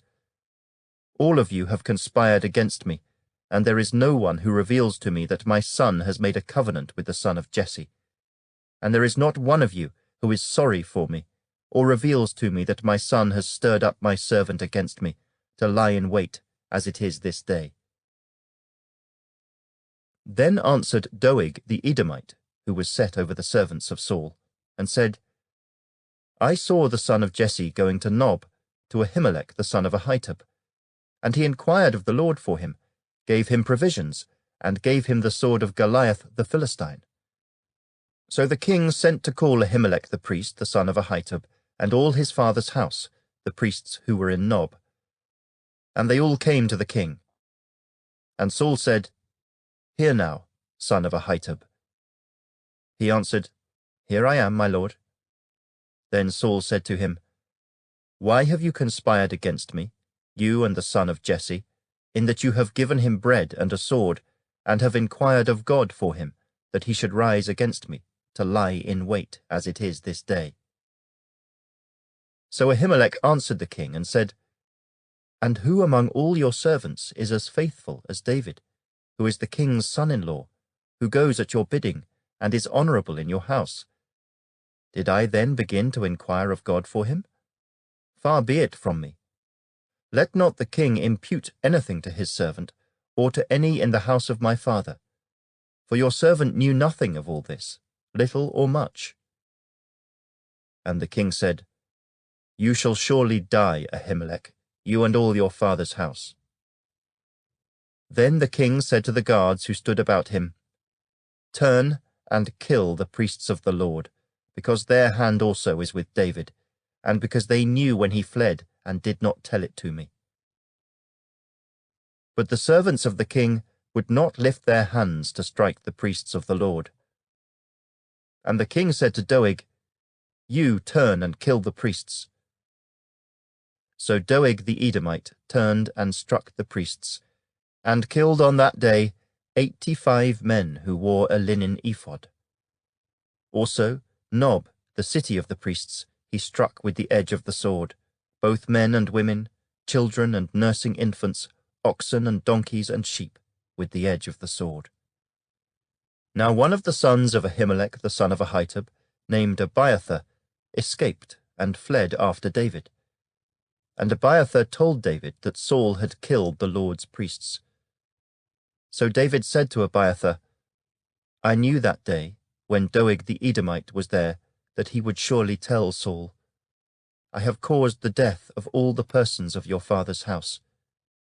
Stay with me, do not fear, for he who seeks my life seeks your life, but with me you shall be safe.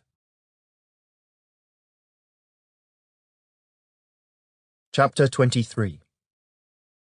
Then they told David, saying, Look, the Philistines are fighting against Keilah, and they are robbing the threshing floors. Therefore David inquired of the Lord, saying, Shall I go and attack these Philistines? And the Lord said to David, Go and attack the Philistines, and save Keilah. But David's men said to him, Look, we are afraid here in Judah. How much more then if we go to Keilah against the armies of the Philistines? Then David inquired of the Lord once again. And the Lord answered him and said, Arise, go down to Keilah, for I will deliver the Philistines into your hand. And David and his men went to Keilah and fought with the Philistines, struck them with a mighty blow, and took away their livestock. So David saved the inhabitants of Keilah.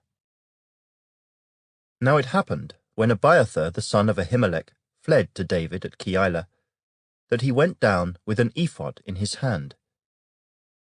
And Saul was told that David had gone to Keilah.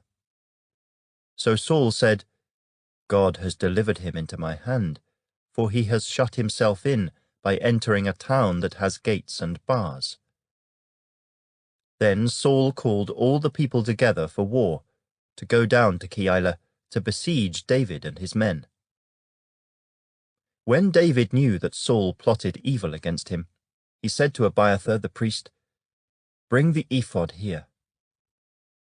Then David said, "O Lord God of Israel, your servant has certainly heard that Saul seeks to come to Keilah to destroy the city for my sake. Will the men of Keilah deliver me into his hand? Will Saul come down, as your servant has heard? O Lord God of Israel, I pray, tell your servant." And the Lord said, "He will come down." Then David said, "Will the men of Keilah deliver me and my men into the hand of Saul?" And the Lord said, "They will deliver you."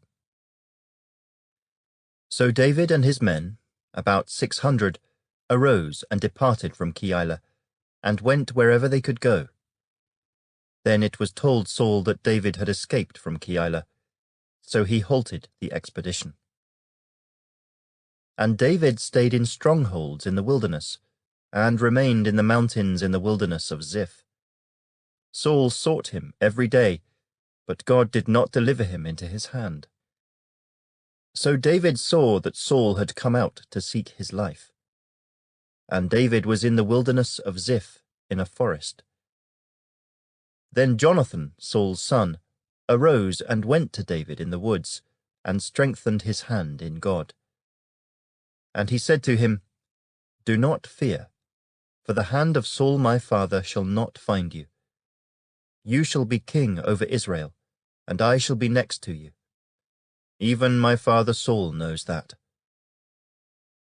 So the two of them made a covenant before the Lord. And David stayed in the woods, and Jonathan went to his own house.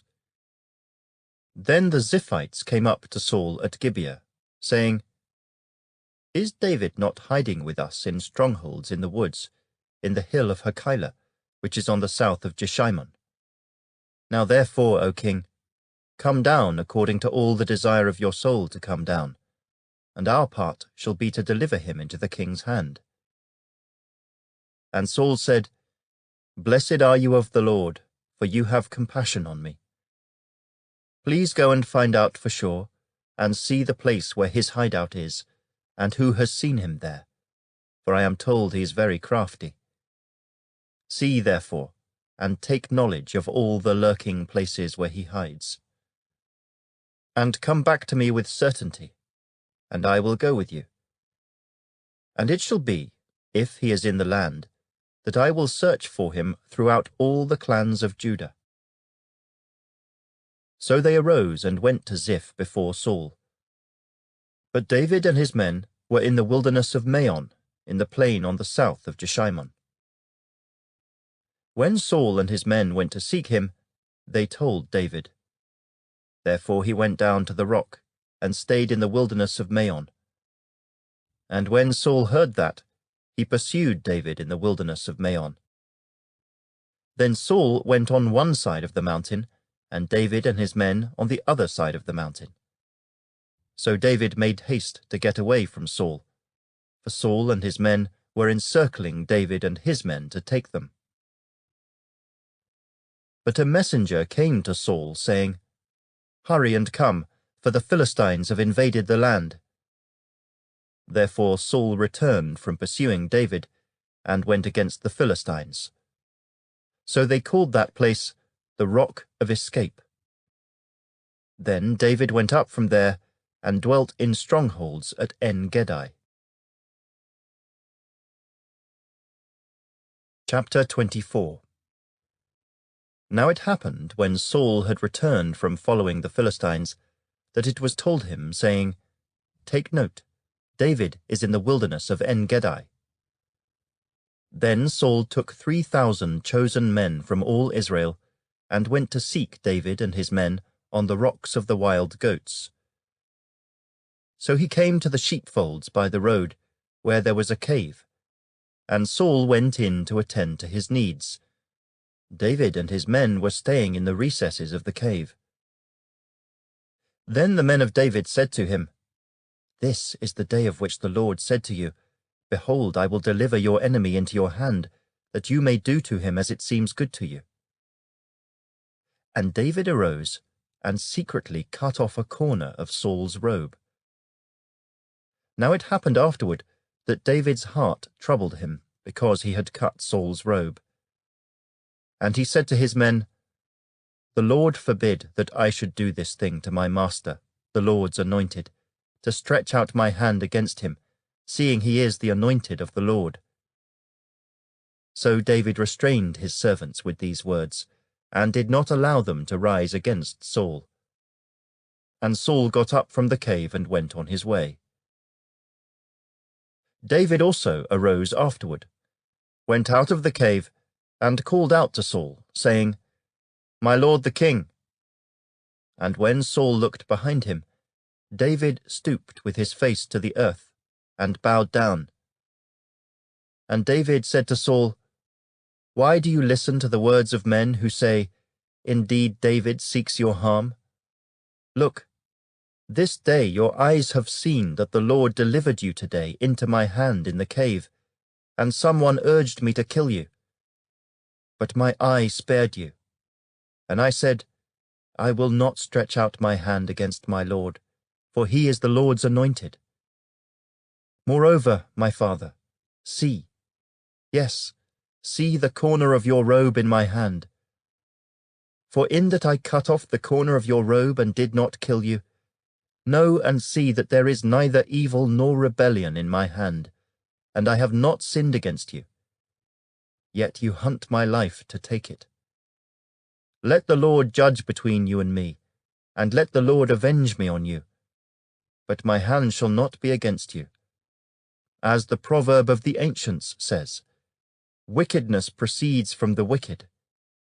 But my hand shall not be against you. After whom has the king of Israel come out? Whom do you pursue? A dead dog? A flea? Therefore let the Lord be judge, and judge between you and me, and see and plead my case, and deliver me out of your hand." So it was, when David had finished speaking these words to Saul, that Saul said, "Is this your voice, my son David?"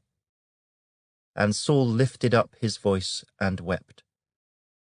Then he said to David, "You are more righteous than I, for you have rewarded me with good, whereas I have rewarded you with evil. And you have shown this day how you have dealt well with me. For when the Lord delivered me into your hand, you did not kill me. For if a man finds his enemy, will he let him get away safely? Therefore may the Lord reward you with good for what you have done to me this day. And now I know indeed that you shall surely be king, and that the kingdom of Israel shall be established in your hand.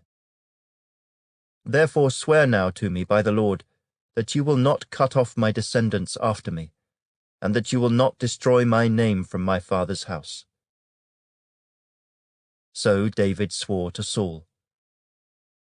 And Saul went home, but David and his men went up to the stronghold. Chapter 25. Then Samuel died, and the Israelites gathered together and lamented for him, and buried him at his home in Ramah. And David arose and went down to the wilderness of Paran. Now there was a man in Maon whose business was in Carmel, and the man was very rich. He had 3,000 sheep and 1,000 goats, and he was shearing his sheep in Carmel. The name of the man was Nabal, and the name of his wife Abigail. And she was a woman of good understanding and beautiful appearance. But the man was harsh and evil in his doings. He was of the house of Caleb. When David heard in the wilderness that Nabal was shearing his sheep, David sent 10 young men. And David said to the young men, "Go up to Carmel, go to Nabal, and greet him in my name. And thus you shall say to him who lives in prosperity, 'Peace be to you, peace to your house, and peace to all that you have. Now I have heard that you have shearers. Your shepherds were with us, and we did not hurt them, nor was there anything missing from them all the while they were in Carmel. Ask your young men, and they will tell you. Therefore let my young men find favor in your eyes, for we come on a feast day. Please give whatever comes to your hand to your servants, and to your son David." So when David's young men came, they spoke to Nabal according to all these words in the name of David, and waited. Then Nabal answered David's servants and said, "Who is David, and who is the son of Jesse? There are many servants nowadays who break away each one from his master. Shall I then take my bread and my water, and my meat that I have killed for my shearers, and give it to men when I do not know where they are from?" So David's young men turned on their heels and went back, and they came and told him all these words. Then David said to his men, "Every man gird on his sword." So every man girded on his sword, and David also girded on his sword. And about 400 men went with David, and 200 stayed with the supplies. Now one of the young men told Abigail, Nabal's wife, saying, "Look, David sent messengers from the wilderness to greet our master, and he reviled them. But the men were very good to us, and we were not hurt, nor did we miss anything as long as we accompanied them when we were in the fields. They were a wall to us both by night and day, all the time we were with them keeping the sheep. Now therefore, know and consider what you will do, for harm is determined against our master and against all his household, for he is such a scoundrel that one cannot speak to him." Then Abigail made haste, and took 200 loaves of bread, 2 skins of wine, 5 sheep already dressed, 5 seahs of roasted grain, 100 clusters of raisins, and 200 cakes of figs, and loaded them on donkeys. And she said to her servants, "Go on before me. See, I am coming after you." But she did not tell her husband Nabal. So it was, as she rode on the donkey, that she went down under cover of the hill. And there were David and his men coming down toward her, and she met them.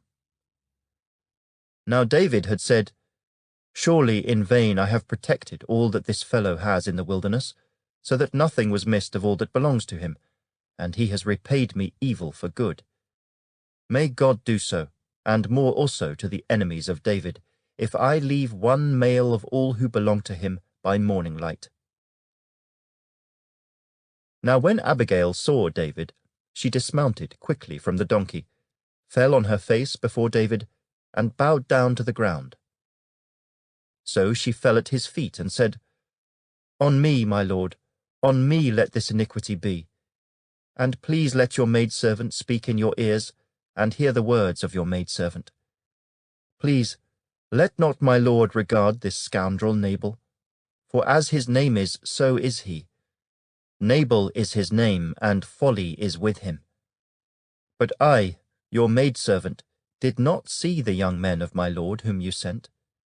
Now therefore, my lord, as the Lord lives and as your soul lives, since the Lord has held you back from coming to bloodshed and from avenging yourself with your own hand, now then, let your enemies and those who seek harm for my lord be as Nabal. And now this present which your maidservant has brought to my lord, let it be given to the young men who follow my lord. Please forgive the trespass of your maidservant. For the Lord will certainly make for my lord an enduring house, because my lord fights the battles of the Lord, and evil is not found in you throughout your days. Yet a man has risen to pursue you and seek your life, but the life of my lord shall be bound in the bundle of the living with the Lord your God. And the lives of your enemies he shall sling out, as from the pocket of a sling. And it shall come to pass, when the Lord has done for my lord according to all the good that he has spoken concerning you, and has appointed you ruler over Israel, that this will be no grief to you, nor offence of heart to my lord, either that you have shed blood without cause, or that my lord has avenged himself. But when the Lord has dealt well with my lord, then remember your maidservant." Then David said to Abigail, "Blessed is the Lord God of Israel, who sent you this day to meet me. And blessed is your advice, and blessed are you, because you have kept me this day from coming to bloodshed, and from avenging myself with my own hand. For indeed, as the Lord God of Israel lives, who has kept me back from hurting you, unless you had hurried and come to meet me, surely by morning light no males would have been left to Nabal.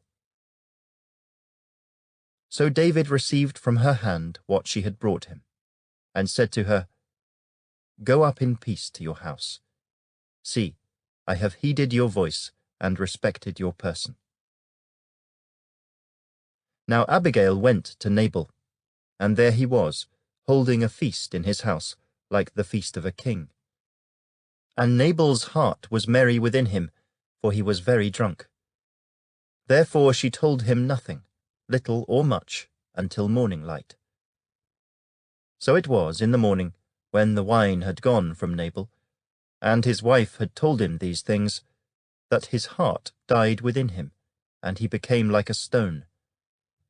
Then it happened after about 10 days that the Lord struck Nabal, and he died. So when David heard that Nabal was dead, he said, Blessed be the Lord, who has pleaded the cause of my reproach from the hand of Nabal, and has kept his servant from evil. For the Lord has returned the wickedness of Nabal on his own head.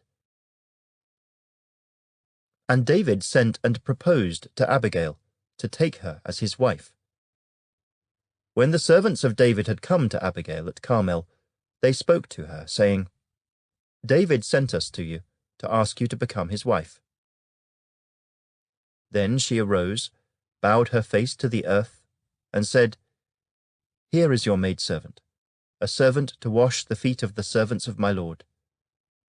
So Abigail rose in haste, and rode on a donkey, attended by 5 of her maidens. And she followed the messengers of David, and became his wife.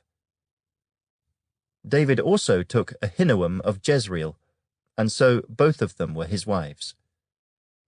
But Saul had given Michal his daughter, David's wife, to Paltai, the son of Laish, who was from Galim. Chapter 26. Now the Ziphites came to Saul at Gibeah, saying, Is David not hiding in the hill of Hachilah, opposite Jeshimon? Then Saul arose and went down to the wilderness of Ziph, having 3,000 chosen men of Israel with him, to seek David in the wilderness of Ziph. And Saul encamped in the hill of Hachilah, which is opposite Jeshimon, by the road. But David stayed in the wilderness, and he saw that Saul came after him into the wilderness. David therefore sent out spies, and understood that Saul had indeed come. So David arose, and came to the place where Saul had encamped. And David saw the place where Saul lay, and Abner the son of Ner, the commander of his army. Now Saul lay within the camp, with the people encamped all around him. Then David answered and said to Ahimelech the Hittite, and to Abishai the son of Zeruiah, brother of Joab, saying, Who will go down with me to Saul in the camp? And Abishai said, I will go down with you. So David and Abishai came to the people by night. And there Saul lay sleeping within the camp, with his spear stuck in the ground by his head. And Abner and the people lay all around him. Then Abishai said to David, God has delivered your enemy into your hand this day. Now therefore, please, let me strike him at once with the spear, right to the earth, and I will not have to strike him a second time. But David said to Abishai, Do not destroy him, for who can stretch out his hand against the Lord's anointed and be guiltless? David said furthermore, As the Lord lives, the Lord shall strike him, or his day shall come to die, or he shall go out to battle and perish. The Lord forbid that I should stretch out my hand against the Lord's anointed. But please, take now the spear and the jug of water that are by his head, and let us go, So David took the spear and the jug of water by Saul's head, and they got away. And no man saw or knew it or awoke, for they were all asleep, because a deep sleep from the Lord had fallen on them. Now David went over to the other side, and stood on the top of a hill afar off, a great distance being between them. And David called out to the people, and to Abner the son of Ner, saying, Do you not answer, Abner? Then Abner answered and said, Who are you, calling out to the king? So David said to Abner, Are you not a man? And who is like you in Israel? Why then have you not guarded your lord the king? For one of the people came in to destroy your lord the king. This thing that you have done is not good. As the Lord lives, you deserve to die, because you have not guarded your master, the Lord's anointed. And now see where the king's spear is, and the jug of water that was by his head. Then Saul knew David's voice, and said, Is that your voice, my son David? David said, It is my voice, my lord, O king. And he said, Why does my lord thus pursue his servant? For what have I done, or what evil is in my hand? Now therefore, please, let my lord the king hear the words of his servant. If the Lord has stirred you up against me, let him accept an offering. But if it is the children of men, may they be cursed before the Lord, for they have driven me out this day from sharing in the inheritance of the Lord, saying, Go, serve other gods. So now, do not let my blood fall to the earth before the face of the Lord. For the king of Israel has come out to seek a flea, as when one hunts a partridge in the mountains. Then Saul said, I have sinned. Return, my son David, for I will harm you no more, because my life was precious in your eyes this day. Indeed, I have played the fool and erred exceedingly. And David answered and said, Here is the king's spear. Let one of the young men come over and get it. May the Lord repay every man for his righteousness and his faithfulness. For the Lord delivered you into my hand today, but I would not stretch out my hand against the Lord's anointed. And indeed, as your life was valued much this day in my eyes, so let my life be valued much in the eyes of the Lord, and let him deliver me out of all tribulation. Then Saul said to David, May you be blessed, my son David. You shall both do great things and also still prevail. So David went on his way, and Saul returned to his place. Chapter 27. And David said in his heart, Now I shall perish some day by the hand of Saul. There is nothing better for me than that I should speedily escape to the land of the Philistines. And Saul will despair of me, to seek me any more in any part of Israel. So I shall escape out of his hand. Then David arose and went over with the 600 men who were with him to Achish, the son of Maoch, king of Gath. So David dwelt with Achish at Gath, he and his men, each man with his household, and David with his 2 wives, Ahinoam the Jezreelitess and Abigail the Carmelitess, Nabal's widow. And it was told Saul that David had fled to Gath. So he sought him no more. Then David said to Achish, If I have now found favor in your eyes, let them give me a place in some town in the country, that I may dwell there. For why should your servant dwell in the royal city with you? So Achish gave him Ziklag that day. Therefore Ziklag has belonged to the kings of Judah to this day. Now the time that David dwelt in the country of the Philistines was 1 full year and 4 months. And David and his men went up and raided the Geshurites, the Girzites, and the Amalekites. For those nations were the inhabitants of the land from of old, as you go to Shur, even as far as the land of Egypt. Whenever David attacked the land, he left neither man nor woman alive, but took away the sheep, the oxen, the donkeys, the camels, and the apparel, and returned and came to Achish.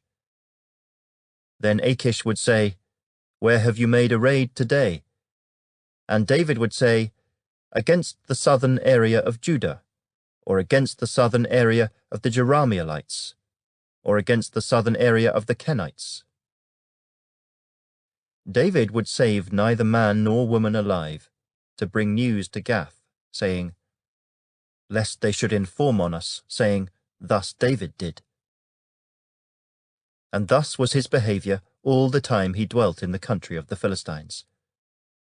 So Achish believed David, saying, "He has made his people Israel utterly abhor him, therefore he will be my servant forever." Chapter 28. Now it happened in those days that the Philistines gathered their armies together for war to fight with Israel. And Achish said to David, "You assuredly know that you will go out with me to battle, you and your men." So David said to Achish, "Surely you know what your servant can do." And Achish said to David, "Therefore I will make you one of my chief guardians forever."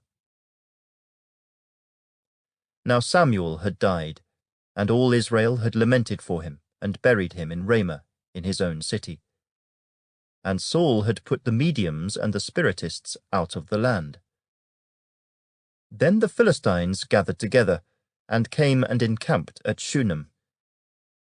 So Saul gathered all Israel together, and they encamped at Gilboa. When Saul saw the army of the Philistines, he was afraid, and his heart trembled greatly. And when Saul inquired of the Lord did not answer him, either by dreams, or by Urim, or by the prophets. Then Saul said to his servants, "Find me a woman who is a medium, that I may go to her and inquire of her." And his servants said to him, "In fact, there is a woman who is a medium at En-dor."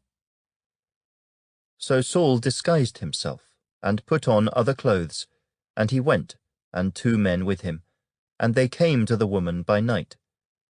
And he said, "Please conduct a seance for me, and bring up for me the one I shall name to you."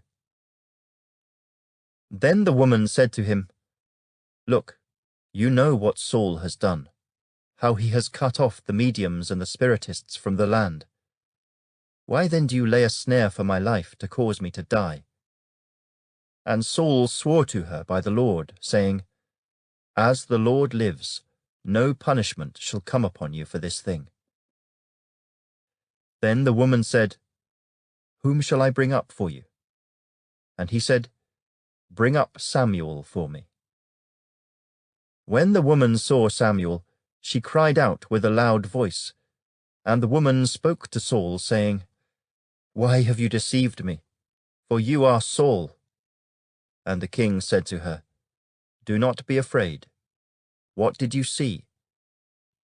And the woman said to Saul, "I saw a spirit ascending out of the earth." So he said to her, "What is his form?" And she said, "An old man is coming up, and he is covered with a mantle." And Saul perceived that it was Samuel, and he stooped with his face to the ground and bowed down. Now Samuel said to Saul, "Why have you disturbed me by bringing me up?" And Saul answered, "I am deeply distressed, for the Philistines make war against me, and God has departed from me, and does not answer me any more, neither by prophets nor by dreams. Therefore I have called you, that you may reveal to me what I should do." Then Samuel said, "So why do you ask me, seeing the Lord has departed from you and has become your enemy? And the Lord has done for himself as he spoke by me. For the Lord has torn the kingdom out of your hand and given it to your neighbor David. Because you did not obey the voice of the Lord, nor execute his fierce wrath upon Amalek, Therefore the Lord has done this thing to you this day. Moreover, the Lord will also deliver Israel with you into the hand of the Philistines. And tomorrow you and your sons will be with me. The Lord will also deliver the army of Israel into the hand of the Philistines." Immediately Saul fell full length on the ground, and was dreadfully afraid because of the words of Samuel. And there was no strength in him, for he had eaten no food all day or all night. And the woman came to Saul, and saw that he was severely troubled, and said to him, "Look, your maidservant has obeyed your voice, and I have put my life in my hands, and heeded the words which you spoke to me. Now therefore, please, heed also the voice of your maidservant, and let me set a piece of bread before you, and eat, that you may have strength when you go on your way." But he refused and said, "I will not eat." So his servants, together with the woman, urged him, and he heeded their voice. Then he arose from the ground and sat on the bed. Now the woman had a fatted calf in the house, and she hastened to kill it. And she took flour and kneaded it, and baked unleavened bread from it. So she brought it before Saul and his servants, and they ate. Then they rose and went away that night. Chapter 29. Then the Philistines gathered together all their armies at Aphek, and the Israelites encamped by a fountain which is in Jezreel. And the lords of the Philistines passed in review by hundreds and by thousands. But David and his men passed in review at the rear with Achish. Then the princes of the Philistines said, "What are these Hebrews doing here?" And Achish said to the princes of the Philistines, "Is this not David, the servant of Saul king of Israel, who has been with me these days or these years? And to this day I have found no fault in him since he defected to me." But the princes of the Philistines were angry with him. So the princes of the Philistines said to him, "Make this fellow return, that he may go back to the place which you have appointed for him, and do not let him go down with us to battle, lest in the battle he become our adversary. For with what could he reconcile himself to his master, if not with the heads of these men? Is this not David, of whom they sang to one another in dances, saying, 'Saul has slain his thousands, and David his 10,000s. Then Achish called David and said to him, "Surely, as the Lord lives, you have been upright, and your going out and your coming in with me in the army is good in my sight. For to this day I have not found evil in you since the day of your coming to me. Nevertheless, the lords do not favor you. Therefore return now, and go in peace, that you may not displease the lords of the Philistines." So David said to Achish, "But what have I done? And to this day what have you found in your servant, as long as I have been with you, that I may not go and fight against the enemies of my lord the king?" Then Achish answered and said to David, "I know that you are as good in my sight as an angel of God. Nevertheless, the princes of the Philistines have said, 'He shall not go up with us to the battle.' Now therefore, rise early in the morning with your master's servants who have come with you, and as soon as you are up early in the morning and have light, depart." So David and his men rose early to depart in the morning, to return to the land of the Philistines. And the Philistines went up to Jezreel. Chapter 30. Now it happened, when David and his men came to Ziklag on the third day, that the Amalekites had invaded the south and Ziklag, attacked Ziklag, and burned it with fire, and had taken captive the women and those who were there, from small to great. They did not kill anyone, but carried them away, and went their way. So David and his men came to the city, and there it was, burned with fire, and their wives, their sons, and their daughters had been taken captive. Then David and the people who were with him lifted up their voices and wept, until they had no more power to weep. And David's 2 wives, Ahinoam the Jezreelitess, and Abigail the widow of Nabal the Carmelite, had been taken captive. Now David was greatly distressed, for the people spoke of stoning him, because the soul of all the people was grieved, every man for his sons and his daughters. But David strengthened himself in the Lord his God. Then David said to Abiathar the priest, Ahimelech's son, "Please bring the ephod here to me." And Abiathar brought the ephod to David. So David inquired of the Lord, saying, "Shall I pursue this troop? Shall I overtake them?" And he answered him, "Pursue, for you shall surely overtake them, and without fail recover all." So David went, he and the 600 men who were with him, and came to the brook Besor, where those stayed who were left behind.